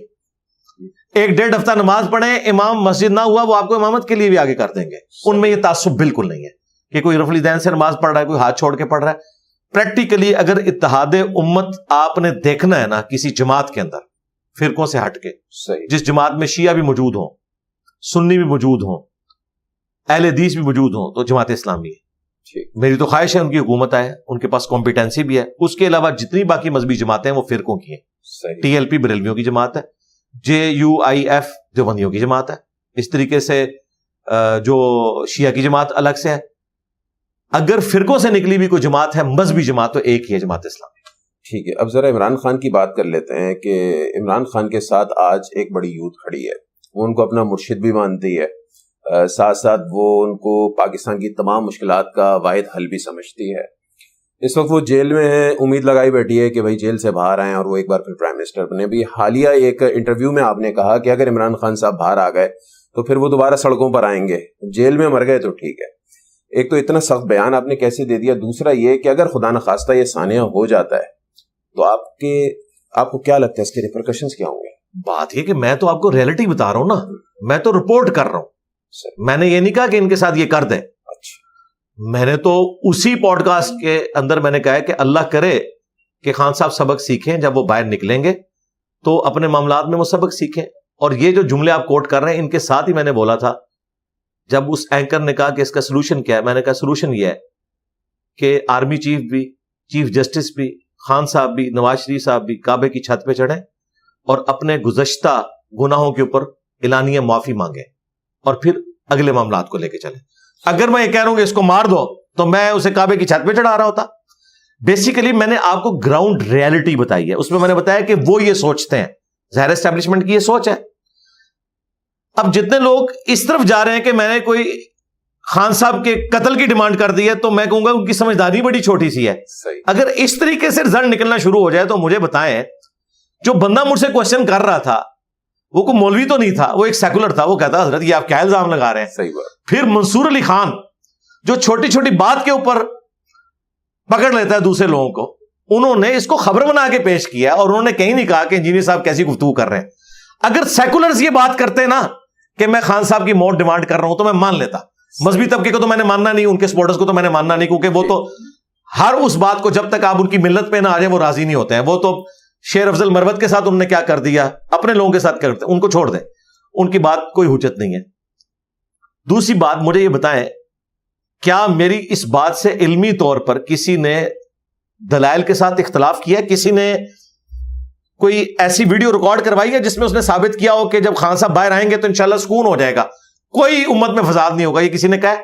اور سارے مانتے ہیں کہ یہی کچھ ہوگا, لیکن وہ یہ کہنا نہیں چاہتے. میں نے کہہ دیا اس لیے کہ میں جو دیکھ رہا ہوں آپ کو بتا رہا ہوں, یہ سب کو پتا ہے کون سا ایسا بندہ ہے ان کا حامی یا ان کا مخالف جو یہ کہ خان صاحب باہر آئیں گے تو سکون سے بنی گالا وہ 1 سال کے لیے اعتکاف کر لیں گے. اگر اعتکاف کرنے والے وہ ہوتے نا تو آج اندر نہ ہوتے. انہیں کہا گیا تھا کہ آپ 3 سال کے لیے سکون کریں. صحیح. تو یہ تو سارے مانتے ہیں کہ وہ سکون نہیں کریں گے. میں نے کوئی غلط بات تو نہیں کی. رہا یہ میرا کہنا تو ظاہر ہے وہ میں ایک نیچرل بات کر رہا تھا. دیکھیں میں کئی ویڈیوز میں کہتا ہوں کہ انشاءاللہ میں زندہ رہا, صحیح, تو اگلی اتوار کو میں اس کا جواب دوں گا. اس کا کیا مطلب ہے کہ میں اپنے مخالفین کو کہہ رہا ہوں کہ منو قتل کر دو تاکہ اگلی اتوار ہی نہ آئے. ہائے ہائے ہائے, پی ٹی آئی لو تو انو چھکا میں ہی مار سکتا تھا, مولویوں نے اس طرح میں لمحہ پایا تو انو ہی چھکا میں دیتا ہے. اگر میں یہ بات درجنوں دفعہ کرتا ہوں کہ میں اگر زندہ رہا میں نے ان کو نہیں چھوڑنا, اس کا کیا مطلب ہے کہ میں اپنے مخالفین کو کہہ رہا ہوں اپنے قتل کی ڈیمانڈ کر رہا ہوں؟ نہیں, میں یہ اظہار کر رہا ہوں کہ مجھے وقت ملا تو یہ ہوگا. میں نے ان کے بارے میں کہا کہ ان کو وقت ملا تو یہ ہوگا. میں ڈیمانڈ نہیں کر رہا, میں ریالٹی بتا رہا ہوں کہ ایسا ہی ہوگا. ٹرولنگ تو سٹارٹ ہو گئی تھی نا آپ کے اگینسٹ. مجھے کوئی پرواہ نہیں ہے کیا اس کا رزلٹ نکلا ہے, کیا ملا ہے ان کو. میرے سبسکرائبر جو ہے 10,000 بڑھ گئے 3 دنوں کے اندر. میں کوئی ایک یوٹیوبر ہوں کہ جسے تھوڑی سی بات کرنے کے اوپر 30,000 اس کے سبسکرائبر کم ہو جائے اور پھر وہ معافیا مانگنا شروع ہو جائے. وہ کراچی کا ایک یوٹیوبر. بھائی کام کرنے سے پہلے تو سوچتا نا, تو ہمیں تو کسی چیز کی پرواہ نہیں ہے. انہوں نے سمجھا میں قاسم علی شاہ ہوں. بھائی میں نے اپنی آڈینس ارن کی ہے. میں اسٹیبلشمنٹ کی گود میں بیٹھ کے RTS بٹھا کے امت پہ مسلط نہیں ہوا. میں فارم 47 کی پیداوار نہیں ہوں. میرا پورا کریکٹر ہے پچھلے 16-17 سال کا. اس کے بعد مجھے اسٹوڈنٹس نے ایکسیپٹ کیا. میرے اسٹوڈنٹس کی اکثریت PTI میں ہے اور کئی تو ایسے ہیں وہ کہتے ہیں ہم نے اگلی دفعہ ووٹ نہیں ان کو ڈالنا. میں نے کہا یہ آپ کا اپنا رائٹ ہے, میں اس طرف نہیں کسی کو لے کے جاتا, آپ کی اپنی مرضی ہے. یعنی اس لیول تک آپ کو پتا ہے کہ جو مذہبی پیشوا ہوتے ہیں انہیں تو لوگ دنیا اور آخرت میں چاہتے ہیں نا. پولیٹیکل لیڈرز کو کس حد تک کوئی چاہے گا؟ کتنے لوگ نکلے ہیں. دیکھیں یہ کہتے تھے یہ کربلا ہے, کربلا میں تو سارے شہید ہوئے تھے. خان صاحب کی کربلا میں تو سارے پریس کانفرنس کر کے گھر چلے گئے. کدھر ہے اسد عمر؟ وہ بڑے بڑی آوازیں, علی زیدی, فواد چودھری, یہ تو کربلا ہونی تھی. کربلا تو کوئی نہیں ہوئی ہے. اس کا مطلب ہے نہ یہ حسین ہے اور نہ مخالفین یزید ہے. بس اپنی کوئی اور نام رکھنے تو آپ رکھ لیں. خان صاحب پاپولر ہیں اس میں کوئی شک ہی نہیں ہے. تو وہ میں پاپولر سمجھتا ہوں عمران کہ خان کیسے خان صاحب پاکستان کی ہسٹری میں سب سے پاپولر لیڈر ہے. اس میں کوئی شک نہیں ہے. تو یہ پاپولیرٹی ختم کیسی ہوگی جو جاری ہو؟ نہیں, کیوں ختم ہو؟ ہم تو کہتے ہیں اس سے ڈائریکشن اچھی مل جائے. خان صاحب لرن کریں. خان صاحب امت کے لیے ایسٹ ہیں. اپنا قبلہ درست کریں, وہ حربے نہ اڈاپٹ کریں. یعنی جو چیزیں وہ گورنمنٹ سے نکالے جانے کے بعد باتیں کر رہے ہیں نا, کاش وہ وزیر اعظم ہوتے ہوئے ویسی چیزیں اڈاپٹ کرتے ہیں. جب یہ ابھی پرائم منسٹر نہیں بنے تھے انہوں نے کہا تھا کہ میرا اگر DGI SI آرمی چیف مجھ سے بات کرے میں اسے سیگ کر دوں گا. خود سیگ ہو گئے, کیا تو کسی کو نہیں. ٹھیک ہے, اس طریقے سے آرمی چیف قوم کا باپ, اور ہر وقت یہ راگ لاپتے رہتے تھے. کوئی انہوں نے عہدہ ایسا چھوڑا تھا جو فوج کے حوالے نہ کیا ہو. آج وہ کہتے ہیں فوج کو سیاست میں لچ نہیں تلنا چاہیے. خود یہ پوڈ کاسٹ میں بتا رہے ہیں کہ میں فیض حمید کے ذریعے اپنا کورم پورا کرواتا تھا. مجھے بتائیں اکثریت تھی ان کے مخالفین کی. سینٹ کا چیئرمین انہوں نے سنجرانی منتخب کروایا اور ان کے ماننے والے کہہ رہے تھے انہوں نے اپنے دل کی آواز پہ لبیک کہا ہے. بھائی اب پھر سپریم کورٹ کا جو پرانا ڈیسیژن تھا قاضی فائز عیسیٰ والا, اس کی وجہ سے آپ کو نقصان ہوا تو آپ کہہ رہے ہیں کہ جی یہ ہو جائے گا. کسی ایک جگہ کھڑے ہونا. آپ کے مخالفین اگر آپ کا ساتھ دیں تو دل کی آواز ہے, آپ کے لوگ آپ کو چھوڑ دیں تو لوٹا. تو آپ کا دین امان کیا ہے؟ اس لیے میں سمجھتا ہوں یہ کنگ آف یو ٹرنز ہے. کسی ایک بات کے اوپر قائم نہیں ہے سوائے ایک بات کے کہ میں ملک چھوڑ کے نہیں جاؤں گا. اور اس کے بارے میں بھی مجھے ابھی کلیریفیکیشن نہیں ہے کہ انہیں آفر نہیں ملی یا آفر ملی ہے وہ خود نہیں جا رہے. یہ وقت بتائے گا. اس کے علاوہ کوئی ایسی بات نہیں جن پہ انہوں نے یو ٹرن نہ لیا ہو. اب دیکھیں یو ٹرن فورس سے بات کرنے کے لیے بھی تیار ہو گئے, اور ان کا میں معافی بھی مانگنے کے لیے مشروط تیار ہوں. اس سے بڑی بات کر دی جو مجھے بڑا دکھ ہوا. میں ایک لیڈر سے یہ ایکسپیکٹ نہیں کرتا تھا کہ انہوں نے کہا ان سب کو بلی چڑھا دیں جو 9 مئی میں ہے. یار ان 10,000 بچوں نے تمہارے پیچھے اپنی لائف کو سٹیک پہ لگایا, تم کہہ رہے ہو ان کو سزائیں دو, ان کے ساتھ کھڑے ہو.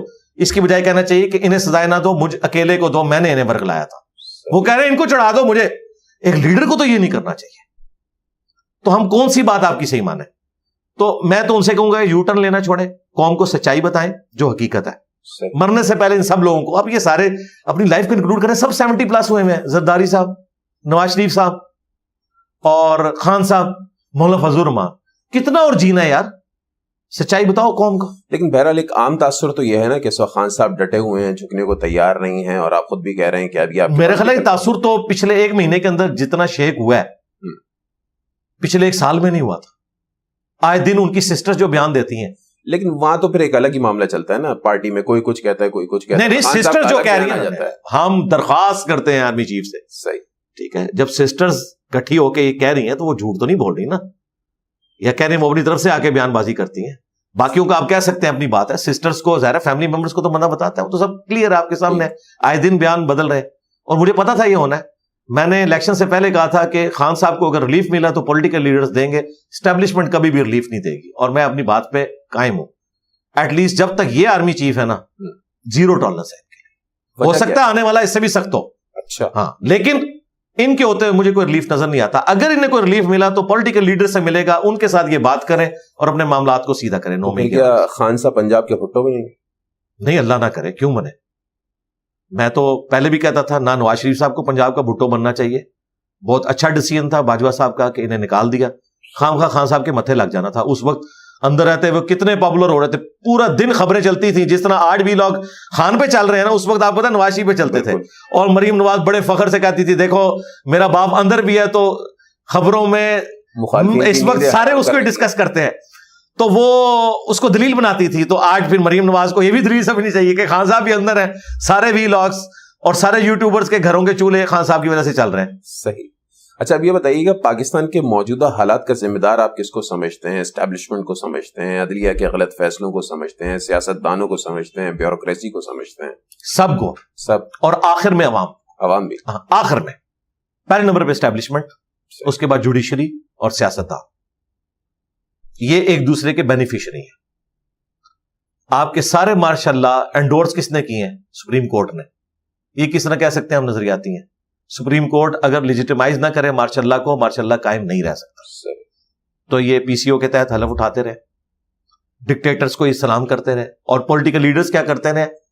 90s کی سیاست تو میں نے دیکھی ہوئی ہے, میں ہوش میں تھا, ایف ایس سی میں پڑھتا تھا بھی یونیورسٹی میں.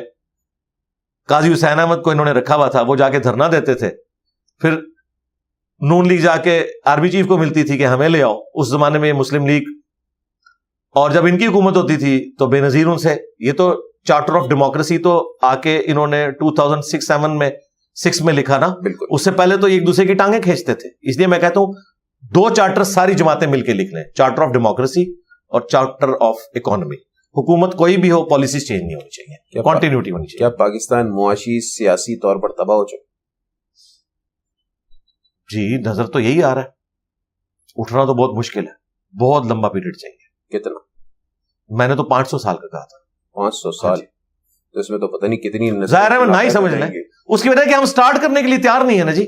ہم مان رہے ہیں کہیں, مجھے بتائیں کوئی 1 انچ بھی پیچھے ہٹنے کے لیے تیار ہے؟ اس وقت تو سبھی اپنی پارسائی کا دعویٰ کر رہے ہیں, چاہے اسٹیبلشمنٹ کرتے رہے, بس ٹھیک ہے, اسی طریقے سے تماشا لگا رہے گا. چپ کر کے اپنے بچوں کو پڑھائیں لکھائیں, جن کے پاس پیسے ہیں باہر بھیجیں, ریمیٹنس وہ آپ کو بھیجیں, اور ملک چیریٹی پہ چلتا رہے. مجھے تو نہیں نظر آ رہا کہ اتنی آسانی سے معاملہ حاصل. الٹیمیٹ حل کیا ہے؟ الٹیمیٹ حل وہی ہے, کعبے کی چھت پہ سارے چڑھے. خان صاحب معافی مانگیں کہ آر ٹی ایس کے ذریعے میں آیا تھا, تو نواز شریف صاحب معاف کر دیں گے, اور نواز شریف صاحب بھی 47 والی غلطی مان لیں گے, فارم والی. ٹھیک, ان کا بھی درد آپ سمجھے نا. وہ کہتے ہیں ہم نے سب کچھ کیا, بجلی پوری کی, آپ کو پروجیکٹس دیے, اور آپ نے ڈان لیگ بنا کے ہمیں فارغ کروا دیا. ٹھیک ہے جی, اور اتنا فارغ کروایا کہ ہمیں ان پاپولر کر دیا, اور ایک آپ نے ہمارے مقابلے پہ لیڈر لانچ کیا. اب آپ کہہ رہے ہیں 0 سے سٹارٹ لیں. وہ کہتے ہیں انڈو کریں اسے 2017 کے اوپر. صحیح, انڈو ہونا کوئی نہیں, اور وہ مانیں گے نہیں. انڈو ایک صورت میں ہو سکتا ہے کہ خان صاحب مانے کہ اس وقت دھرنے میں نے غلط کیے تھے, 2017 میں میں نے یہ جو کچھ ثاقب نثار کے ساتھ مل کے یہ پورا تماشا لگا, اور 2018 میں یہ غلط تھا. پھر میرا خیال ہے وہ معاف کرنے کے لیے تیار ہو جائیں گے. پھر عوام بھی پھر فیصلہ کرے گی ہم نے لیڈر کس کو چننا ہے, اس کو جو خالی باتیں کرتا ہے یا وہ جو کام بھی کرتا ہے. اچھا, سیاسی حوالے سے بس لاسٹ کوشچن کرنا چاہوں گا, اس وقت موجودہ جو دستیاب سیاسی قیادت ہے اس میں کس کو آپ بہتر سمجھتے ہیں؟ اب تو میں حافظ صاحب کو بہتر سمجھتا ہوں. حافظ نعیم الرحمان صاحب. ہاں جی، شکر ہے آپ نے عاصم منیر نہیں کہہ دیا، ورنہ یہ بھی کلپ کٹ جانا تھا. صحیح ہے. ہاں جی، اگر حافظ صاحب ہو کو جاتا بہتر تو ضرور کہہ سمجھتا ہوں. دیتے. بہتر سمجھتا ہوں. ٹھیک ہے، تو آپ کو لگتا ہے کہ اگر وہ آتے ہیں تو کچھ جی جا سکتے ان میں جانا، دیکھیں اپ رائٹ ہیں، انہوں نے کتنی دلیری کے ساتھ سیٹ قبول کرنے سے انکار کر دیا. ان کا پی ٹی آئی کا کینڈیڈیٹ جیتا ہوا تھا. کیا وزیر اعظم بننے کے لیے ایلیجبلٹی ضروری ہے یا مقبولیت ضروری ہے؟ نہیں، مقبولیت، خوبصورت ہونا یہ کوئی دلیل نہیں ہے، ایلیجیبل ہونا چاہیے. مجھے ایک ایسا ڈرائیور اپنی گاڑی میں چاہیے، بے شک سگریٹ پیتا ہو، بے نمازی ہو، لیکن گاڑی چلانا جانتا ہو. مجھے داڑھی پگڑی والا ڈرائیور نہیں چاہیے جو میری فیملی کو ٹھوک دے جا کے. تو حافظ نعیم الرحمان ایلیجبل ہیں اگر جی پرائم منسٹر بنتے ہیں؟ بالکل. اتنے منجے ہوئے سیاست دان ہیں، ان کا ماضی آپ کے سامنے ہے، صحیح کردار ہے، سب کچھ ہے، اور ڈائنامک آدمی ہے. یعنی یہ بیچ میں جو سراج الحق صاحب آئے تھے وہ شریف آدمی ہے، لیکن وہ جو تھرل ہوتی ہے نا ایک لیڈر کے اندر، وہ ان میں نہیں تھی. صحیح. یہ ذرا ایکسٹروورٹ ہے، تو ان کے اندر وہ تھرل موجود ہے. اچھا، اب ذرا جہاد سے متعلق بتائیے گا. پاکستان میں ایک مضبوط فوج ہے، نظام ہے دفاع کا، کیا ان سب کے ہوتے ہوئے پاکستانی قوم پر جہاد فرض ہے؟ پاکستانی قوم آلریڈی جہاد کر رہی ہے، ٹیکسز میں پیسے دے رہی ہے نا. صحیح. تو ہمارا جہاد تو ہو رہا ہے نا. اب جو فوج کو بارڈر پہ روٹی پکا کے بھیجتا ہے تو وہ جنگ میں شامل ہے، اگرچہ اس نے گن نہیں اٹھائی ہوئی. تو ہم فورس بیہائنڈ دا فورسز ہیں. صحیح. یہ ہماری جو اسلحہ کی فیکٹری ہے نا اور اٹامک انرجی کے ادارے ہیں، انہیں کہا جاتا ہے فورس بیہائنڈ دا فورسز. صحیح. یعنی ہماری افواج کے پیچھے طاقت یہ ہے. ان سب کے پیچھے اگر کوئی فورس ہے تو پاکستان کی عوام ہے جو صابن کی ٹکیا کے اوپر بھی ٹیکس دیتی ہے، جو 1 لیٹر پیٹرول ڈلوانے میں بھی آلموسٹ 40% ٹیکس اس پہ دے رہی ہوتی ہے. تو جہاد میں تو ہم شامل ہیں. اس کے بعد الٹیمیٹ ڈیسیژن پرائم منسٹر نے کرنا ہے، آرمی چیف نے کرنا ہے، پارلیمنٹ نے کرنا ہے، ان سے پوچھا جائے گا. نہیں، یہ فلسطین سے متعلق باتیں آتی ہیں سامنے کہ بھئی قبلہ اول کو آزاد کرانے کے لیے پاکستانی نوجوانوں کو جانا چاہیے، تو اس پر آپ بہت ساری جذباتی باتیں ہیں. صحیح. جب آپ اسلحے کے لیے ان کے اوپر ڈیپینڈنٹ ہیں تو یہ ساری جذباتی باتیں ہیں. ایران نے بڑی سچی بات کی کہ ہمارا جہاز اس لیے گرا، ہمارے پریزیڈنٹ شہید ہوئے کہ 40 سال سے ہمیں پرزے نہیں مل رہے تھے ہیلی کاپٹر کے. تو انہوں نے بتا دیا نا کہ ہم ہیلی کاپٹر کے پرزے لینے میں بھی ان کے محتاج ہیں، تو ہم نے ان کے اوپر ہیلی کاپٹر کہاں سے چڑھانے ہیں؟ F-16 کے پرزوں میں آپ محتاج ہوں امریکہ کے، آپ نے ان کے اوپر جا کے جہاز چڑھا دینا ہے. اس کے لیے آپ کو سائنس اور ٹیکنالوجی میں ترقی کرنی ہے، اور اس سے بھی بڑھ کر اکانومی میں. ہم اپنے بارڈر پہ، انڈیا کے بارڈر پہ 1 مہینے تک فوج نہیں لگا سکتے. ہماری جو اکانومی ہے تو مضبوط کریں، پھر دیکھا جائے گا. ٹھیک ہے. اچھا، تھوڑا مذہبی معاملات پر پھر کچھ کوشچنز ہیں. وہ یہ ہیں کہ سید کون کون ہے؟ کیا صرف اہل بیت ہیں، فاطمید ہیں، یا پورا بنو ہاشم؟ بنو ہاشم سارا سید ہے، اس میں کوئی شک نہیں. آل علی، آل عباس، آل عقیل، آل جعفر. صحیح مسلم میں غدیر خم کی حدیث میں زید ابن ارکم نے ان چاروں کو اہل البیت میں شمار کیا. قیامت تک ان کے اوپر صدقہ حرام ہے. صحیح. اچھا، یہ بھی بتائیے گا کیا روایات سے اختلاف کیا جا سکتا ہے؟ بالکل کر سکتے ہیں، علمی گراؤنڈز کے اوپر، سند کے اوپر. لیکن اگر آپ اپنے ذوق میں سمجھتے ہیں یہ قرآن سے ٹکرا رہی ہے، یہ عقل سے ٹکرا رہی ہے، تو پھر ان لوگوں کی بھی بات سننی ہوگی جو اس کی تطبیق کر سکتے ہیں، آپٹیمل سولوشن دے سکتے ہیں. بس اوقات ایسا ہوتا ہے کہ بظاہر لگ رہا ہوتا ہے، وہ تو قرآن میں بھی کئی آیات ہیں جو 180 ڈگری ٹکراتی ہیں، لیکن ہم تطبیق پیدا کرتے ہیں. مثلا قرآن میں ہے انک لا تہدی من احببت ولکن اللہ یہدی من یشاء. اے نبی، جس سے تم محبت کرتے ہو اسے ہدایت نہیں دے سکتے، اللہ جسے چاہتا ہے ہدایت دیتا ہے. اس میں کلیئر کٹ ہے کہ نبی الاسلام کسی کو ہدایت نہیں دے سکتے. دوسری جگہ آیا انک لتہدی الی صراط مستقیم، بے شک تم ضرور صراط مستقیم کی طرف ہدایت دیتے ہو. وہاں آیا لا تہدی نہیں دیتے، یا آیا لتہدی لام تاکید والی، ضرور دیتے ہو. 180 ڈگری ہے، لیکن بیک وقت دونوں باتیں درست ہیں کہ نبی الاسلام ہدایت اس کو دیں گے جو ہدایت قبول کر لے. گھول کے ہدایت نہیں کسی کو پلا سکتے. لا تہدی، اگرچہ وہ ابو لہب ان کا چچا ہو، اسے ہدایت نہیں دے سکتے، صرف ہدایت کی طرف گائیڈ کر سکتے ہیں. لہذا یہ آیا نا، جو آپ ضرور صراط مستقیم کی طرف ہدایت دیتے ہیں، مراد گائیڈ کرتے ہیں، دے نہیں سکتے، گائیڈ کرتے ہیں. دیں گے اسی کو جو قبول کرے گا. والذین جاہدوا فینا لنہدینہم سبلنا، جو لوگ ہماری راہ میں کوشش کریں گے ان کے لیے ہم اپنی راہیں کھولیں گے. تو اس طریقے سے احادیث میں بھی بعض اوقات کوئی چیزیں قرآن سے ٹکرا رہی ہوتی ہیں، آپس میں ٹکرا رہی ہوتی ہیں، ان کا آپٹیمل سولوشن نکالا جاتا ہے. وہ چند ایک کیسز میں ہوتا ہے، اور عموماً وہ چیزیں آلموسٹ اسٹیبلش ہیں. مثلاً اگر کوئی شخص مسلم شریف میں حدیث پڑھ لے کہ نبی علیہ السلام جب آگ پہ پکی ہوئی چیز کھاتے تھے تو اس کے بعد وضو دوبارہ کرتے تھے, یہ پڑھ کے بھی کوئی شخص وضو دوبارہ نہیں کرے گا, وہ فوراً پوچھے گا یار ہم تو ایسا نہیں کرتے, کہیں یہ حدیث منسوخ تو نہیں؟ تو مسلم شریف میں آگے لکھا ہوا ہے یہ حدیث منسوخ ہے. تو ناسخ و منسوخ ساتھ ہی موجود ہوتا ہے, کوئی ایسا مسئلہ نہیں ہے. یہ خام خواہ علماء نے روند ڈالا ہوا ہے کہ آپ کو پتہ ہی نہیں, آپ ایسی حدیث پہ عمل کریں جو ختم ہو چکی ہو. اللہ کے بندے, مسلمان کبھی یہ کر ہی نہیں سکتا. آج تک کسی مسلمان نے قرآن کی آیت پڑھ کے کہ نماز کے قریب مت جاؤ جب تم نشے کی حالت میں ہو, اس سے یہ رزن نکالا ہے کہ نماز کے علاوہ میں نشہ کر لوں. صحیح بات. چاہے اسے سورۃ المائدہ کی آیت نہ پتا ہو شراب کی حرمت والی, تب بھی اسے پتا ہے کہ اسٹیبلش دین میں یہ حرام ہے. یہ خام خواہ روند ڈالتے ہیں, یہ کتابوں کے دشمن ہیں. اچھا یہ بتائیے گا کہ آپ کا رب سے متعلق کیا گمان ہے؟ وہ دوست ہے, اس سے ڈرنا چاہیے, کیونکہ ہم یہ بھی سنتے ہیں وہ 70 ماؤں جتنا پیار کرتا ہے, تو رب کو کس کیفیت میں دیکھنا چاہیے؟ ڈر کی کیفیت غالب ہونی چاہیے. قرآن کا اسلوب یہی ہے, نبی علیہ السلام کا منصب بھی پرائمری یہی ہے. وَأُوحِيَ إِلَيَّ هَذَا الْقُرْآنُ لِأُنذِرَكُمْ بِهِ وَمَن بَلَغَ. اے نبی تم فرماؤ قرآن مجھے اس لیے وحی کیا گیا تاکہ اس کے ذریعے میں تمہیں آخرت کا ڈر سناؤں اور جس تک یہ کتاب پہنچے. انذار یہ بیسک نبی کا منصب ہے. اس کے بعد جو اللہ سے ڈرے اور آخرت کا راستہ اختیار کرے, جنت کے حصول کے لیے کوشش کرے, اس کے لیے پھر تبشیر بھی ہے, بشارت. تبشیر ان لوگوں کے لیے نہیں جو باغی ہیں, سوائے اس کے کہ انہیں یہ کہا جائے کہ بغاوت سے توبہ کرو, اللہ تعالیٰ گناہوں کو بھی نیکیوں سے بدل دے گا, جو سورہ الفرقان میں ہے. یہ جو کنسپٹ ہے نا کہ اللہ تعالیٰ کہتا ہے کام چوک کے رکھو میں معاف کر دوں گا, یہ قرآن میں کہیں نہیں آیا. قرآن میں آیا کہ اگر کبھی چوک جاؤ فوراً رجوع لاؤ, سورۃ النحل میں اپنی اصلاح کرو, پھر اللہ کو غفور رحیم پاؤ گے. تو ڈر کا غلبہ ہونا چاہیے. رہا وہ اعلیٰ درجے کا ڈر جو صوفیاء کے بارے میں لوگ کلیم کرتے ہیں, واللہ عالم ان میں تھا یا نہیں, میں تو صحابہ اور اہل بیت کی بات کروں گا کہ ان کے اندر موجود تھا. وہ ڈر وہ ہے کہیں میرا رب مجھ سے ناراض نہ ہو جائے.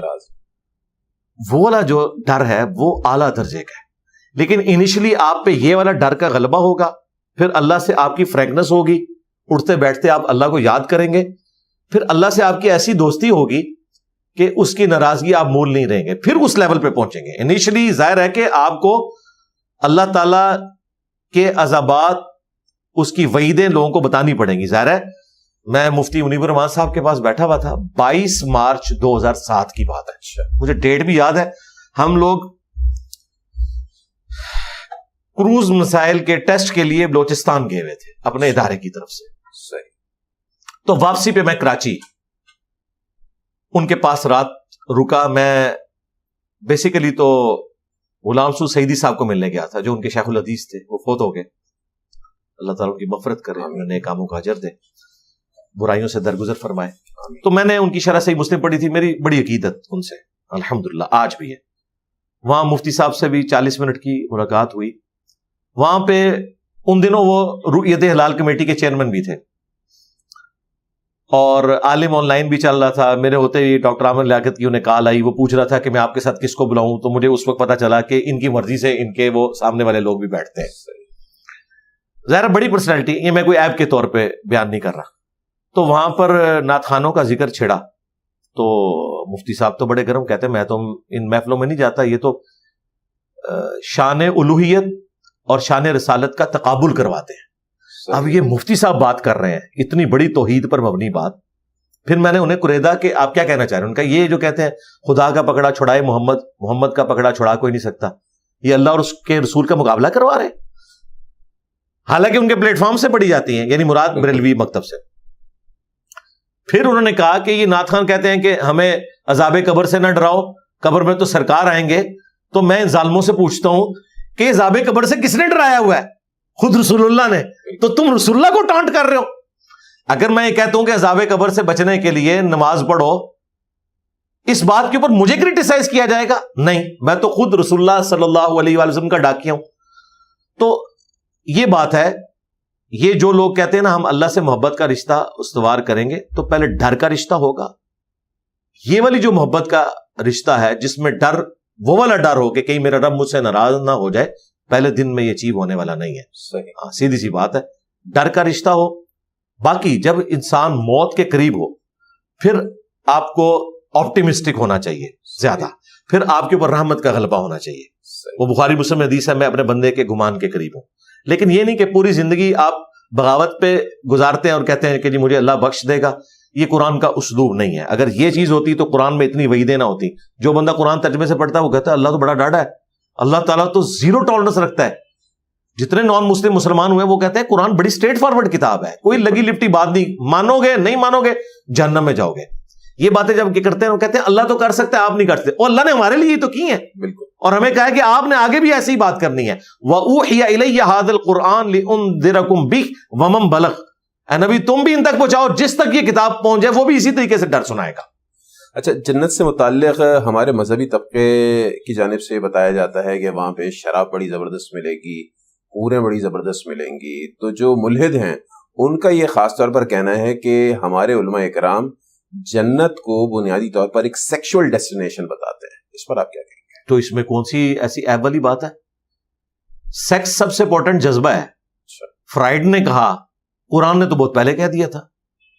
انسانیت کا اجماع ہے اس کے اوپر. کیا وہ نہیں مانتے ہیں؟ سب مانتے ہیں. اس میں جھوٹ والی کون سی بات ہے؟ ہم اسے عیب سمجھتے ہیں اللہ تعالی کی شریعت کے توڑنے کے اعتبار سے. آخرت میں یہ عیب نہیں ہے. حیران کن بات ہے کہ دنیا میں جو چیزیں حرام ہیں نا وہ جنت کا انعام ہے. یہ جملہ آپ نے یاد رکھنا ہے. دنیا میں جو چیزیں حرام ہیں وہ جنت کا انعام ہے، اس لیے کہ ان میں اٹریکشن ہے. ہم نے دنیا میں روزہ رکھنا ہے، یہ ہمارا امتحان ہے. اس کو افطار کرنا ہے آخرت میں. مجھے بتائیں، کھانا پینا حلال ہوتا ہے نا؟ بالکل. لیکن وقتی طور پر ختم سحری سے غروب آفتاب تک حرام ہو جاتا ہے، اس کے بعد پھر حلال ہو جاتا ہے.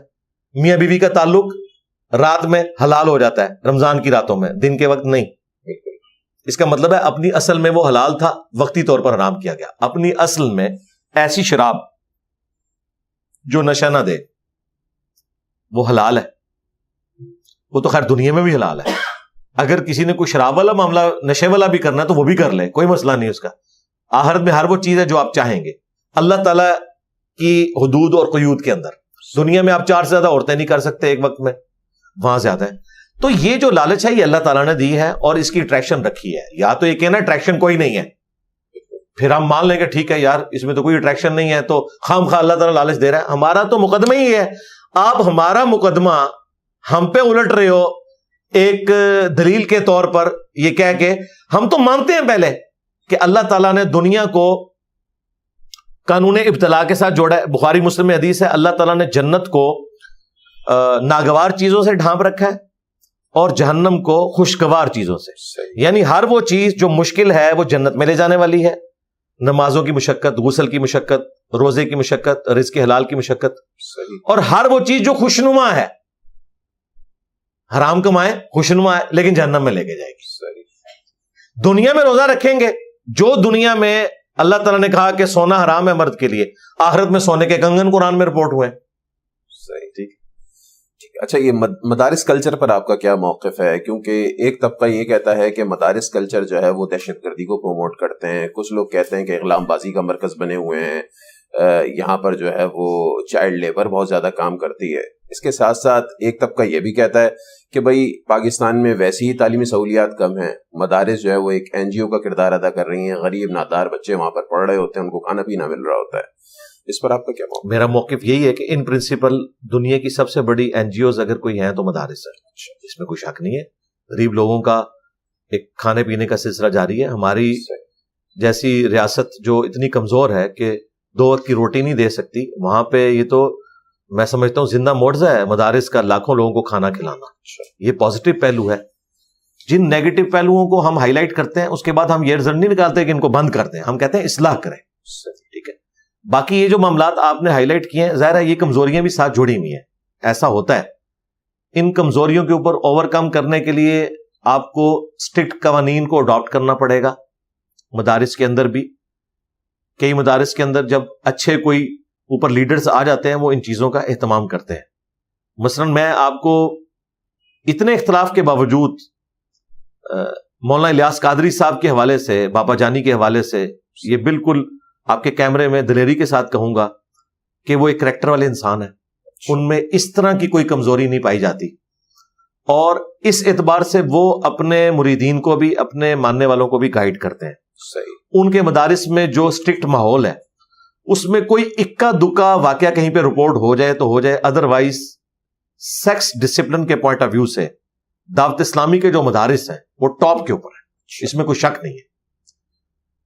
اس کے بعد جماعت اسلامی کے بھی ہیں, باقی بھی ہیں, لیکن یہ جو واقعات رپورٹ ہوتے ہیں اس کے بعد ہم انہیں زیرو سے ملٹیپلائی نہیں کرتے, لیکن ہم انہیں یہ بتاتے ہیں کہ یار آپ نے تطہیر بھی کرنی ہے, الٹا دفاع نہیں کرنا. یہاں کو واقعہ نکلتا ہے تو مولوی دفاع پہ آ جاتے ہیں کہ یہ ہمارے خلاف سازش ہے, الٹا اس کے ساتھ کھڑے ہو جاتے ہیں, ظالم کے ساتھ بجائے مظلوم کے ساتھ کھڑے ہونے کے. تو ان چیزوں کو دیکھنے کی ضرورت ہے. نصاب اپنا بہتر کریں, قرآن و سنت کے مطابق تعلیمات دیں, اور باقی سائنسی تعلیم والا معاملہ بھی ہو. مدارس پہ بالکل کوئی پابندی نہیں ہونی چاہیے, میں علماء کے ساتھ ہوں. مدارس رجسٹر گورنمنٹ کا کام ہے کہ انہیں کرے. یہ جو گورنمنٹ آئے دن کہتی ہے جی 50% سے زیادہ مدارس رجسٹر نہیں ہے, تو آپ رجسٹر کریں ان کو, وہ تو تیار بیٹھے ہوئے ہیں. لیکن یہ کہتے ہیں نہیں جی یہ NOC نہیں لیا تھا. بھائی اتنی بڑی اسلام آباد کی آبادی ہے, وہاں پہ جب تم لوگوں کو مدرسہ نہیں بنانے دو گے تو وہ کسی نالے کے کنارے کوئی زمین سیدھی کر کے اگر مدرسہ بنا لیں گے, وہاں پہ مسجد بنائیں گے, جو گورنمنٹ کا کام تھا وہ خود کر رہے ہیں, تو بعد میں پھر تمہیں اس کو ریگولائز کرنا پڑے گا. یا تو تم پہلے وہ سارے کے سارے معاملات رکھتے نا تاکہ یہ مسئلہ کھڑا نہ ہوتا.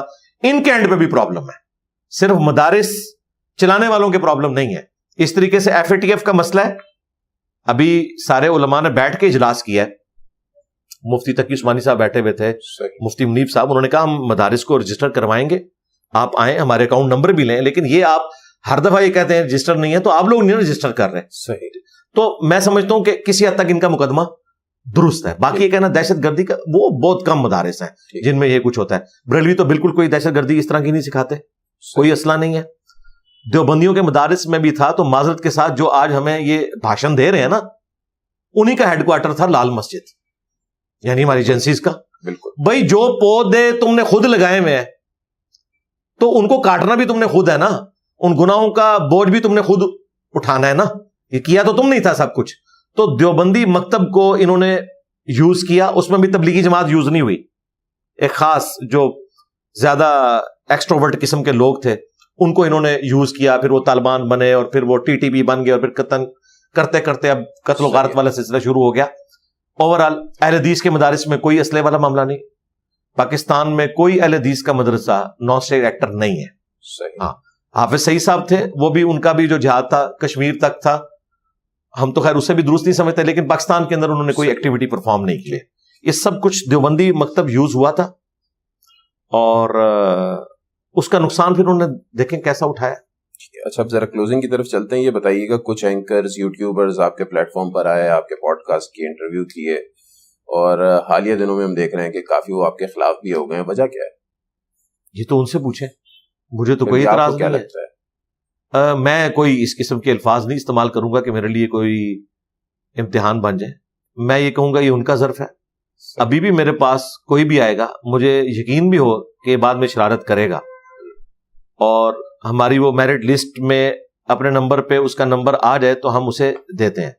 خصوصاً ایسے لوگ جو ہم سمجھتے ہیں کہ ان کو پوڈ کاسٹ دینے سے دعوت بڑے پیمانے پر پھیلے گی, اگرچہ ان کا تعلق دوسرے مکتب فکر سے ہوتا ہے. میں ان کو فون کر کے بلوا لیتا ہوں. اگر ان کا نمبر بعد میں لگا ہوا میں ان کو پہلے بلوا لیتا ہوں کہ بھائی آؤ تم میرے سامنے بیٹھو, جو تم میرے بارے میں باقی علماء سے بات کر رہے تھے میرے سے آگے خود پوچھ لو.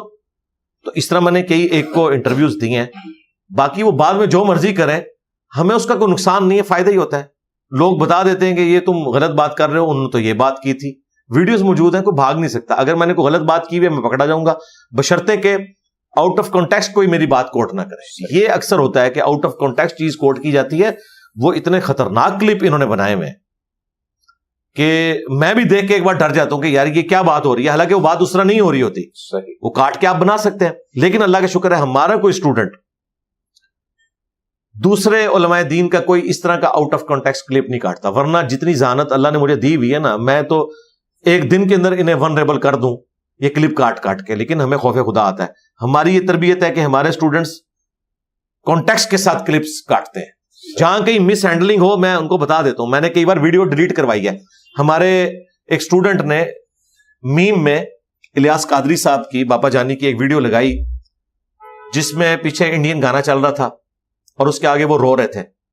بیسیکلی یہ شرارت کی تھی توصیف راشدی نے. اسے بھی شاید نہ پتا ہو, تو مجھے تو پتا تھا کہ یہ تو اوریجنل ویڈیو میں تو وہ رمضان کے اوپر رو رہے ہیں, یہ گانے کے اوپر تو کر ہی نہیں رہے. اس نے پکڑ کے میم بنا دی توصیف راشدی صاحب کے اوپر اعتماد کرتے ہوئے. تو میں نے اس کو ٹریس کروا کے وہ ویڈیو ڈیلیٹ کروائی. میں نے کہا یار یہ تو بے شرمی. ابھی اگلے دن ایک اہل حدیث عالم مجھے ملنے آئے تھے, تو ان کے قریبی ساتھی جو ساتھ بیٹھے ہوئے تھے انہوں نے کہا کہ وہ دیکھیں نہیں, الیاس قادری صاحب نے کہا کہ آنسو جو نکلتے ہیں یہ ناپاک ہے. میں نے کہا یار انہوں نے نہیں کہا. کہتے میں نے خود سنا. میں نے کہا وہ کٹا ہوا کلپ ہے. وہ آنسو کہتے ہیں اشوب چشم کا جو آنسو ہے چونکہ بیماری سے نکل رہا ہے وہ ناپاک ہے. وہ بھی فقہ حنفی کے نزدیک, ہمارے نزدیک وہ بھی پاک ہے. لیکن یہ بہت بڑا بلیم ہے کہ جو صدیوں سے کروڑوں لوگوں کا عقیدہ ہے جو ان کی فقہ میں لکھا ہے اس کو تو وہ مانتے ہیں نا. وہ باپا جانی کو آپ کرٹیسزم اس اعتبار سے نہیں کر سکتے کہ انہوں نے آنسوؤں کو ناپاک کہہ دیا. وہ اشوب چشم کے آنسو جو ہیں ان کو وہ ناپاک کہتے ہیں. لیکن اس میں اشوب چشم کا لفظ نکلا ہوا ہے. عام آدمی کہتا ہے یار کتنا بیوقوف ہے, نبی علیہ السلام تو نماز میں روتے بھی تھے تو کیا ان کا وضو ٹوٹ جاتا تھا؟ لوگ مذاق اڑا رہے ہیں. ٹھیک ہے, لیکن میں نے وہ کلیریفائی کر دیا کہ بھائی یہ ایسا نہیں ہے, یہ غلط ان کے اوپر الزام لگایا گیا. اس لیے دقت نظر سے دیکھنے کی ضرورت ہے. آپ کسی کی چیز کو آؤٹ آف کنٹیکسٹ کوٹ نہ کریں. اگر ہمارے مخالفین ایسا کرتے ہیں یا یہاں پہ کوئی ویڈیو بنا کے جاتا ہے اور میرے بارے میں جھوٹ کلیم کر دیتا ہے, بڑے بڑے لوگوں نے جھوٹ کلیم کیے ہیں, علماء نے بڑے وثوق کے ساتھ. جی انجینئر صاحب کو تو باقاعدہ ایران نے جو ہے وہ ڈالے دیے ہوئے ہیں, وہ عثمان بھائی کے پاس کھڑے ہیں. میں عثمان بھائی سے کئی سالوں سے وہ ڈالے مانگ رہا ہوں, مجھے نہیں انہوں نے دیے. وہ انہوں نے ویگو ڈالے اپنے پاس رکھے ہوئے ہیں کہیں. تو یہ جھوٹ مشہور کر دیتے ہیں چونکہ خود یہ کچھ ہے نا, یہ سمجھتے ہیں باقی بھی ایسے ہی ہوں گے. نہیں بھائی, دنیا میں آج بھی ایسے لوگ موجود ہیں جو اخلاص کے ساتھ دین کا کام کر رہے ہیں. تو مجھے اس سے کوئی فرق نہیں پڑتا. اللہ کا شکر ہے جو ٹکرایا ہے ہمارے پلیٹ فارم کے ساتھ, مذہبی لوگ ٹکرائے, کچھ عرصے بعد ایکسپوز ہو گئے. جن کو آپ پاپولر لیڈر سمجھتے ہیں ان کے ماننے والوں نے 2 دفعہ میرے خلاف ٹرینڈ چلایا, تو کیا نکال دیا اس میں سے؟ میں کوئی قاسم علی شاہ تھا یا میں کوئی یوٹیوبر تھا؟ الٹا خود ہی ذلت کمائی. میں نے پہلے ہی کہہ دیا تھا کہ اس پہ بھی یو ٹرن لے گا. 3 دن ہی گزرے یو ٹرن آ گیا. شیر افضل مروت نے میرے بارے میں بات کی, 2 دن بعد اس کی رکنیت خود ختم ہو گئی. میری تو آئے دن کرامتیں ظاہر ہوتی رہتی ہیں اللہ کے فضل سے, اور مجھے پتا بھی نہیں ہے, اللہ کرتا ہے. وہ پیر ظہیر الحسن نے کہا اس کو منار پاکستان پہ لے کے آؤ, 2 دن بعد وہ خود چھپا ہوا ہے. جب سے اس نے قاضی فائز عیسیٰ صاحب کے سر کی قیمت رکھی ہے باہر نکل کے گرفتاری نہیں دے رہا. میں تو وہیں بیٹھا ہوں, جو دلیری سے بول رہا تھا خود چھپا ہوا ہے.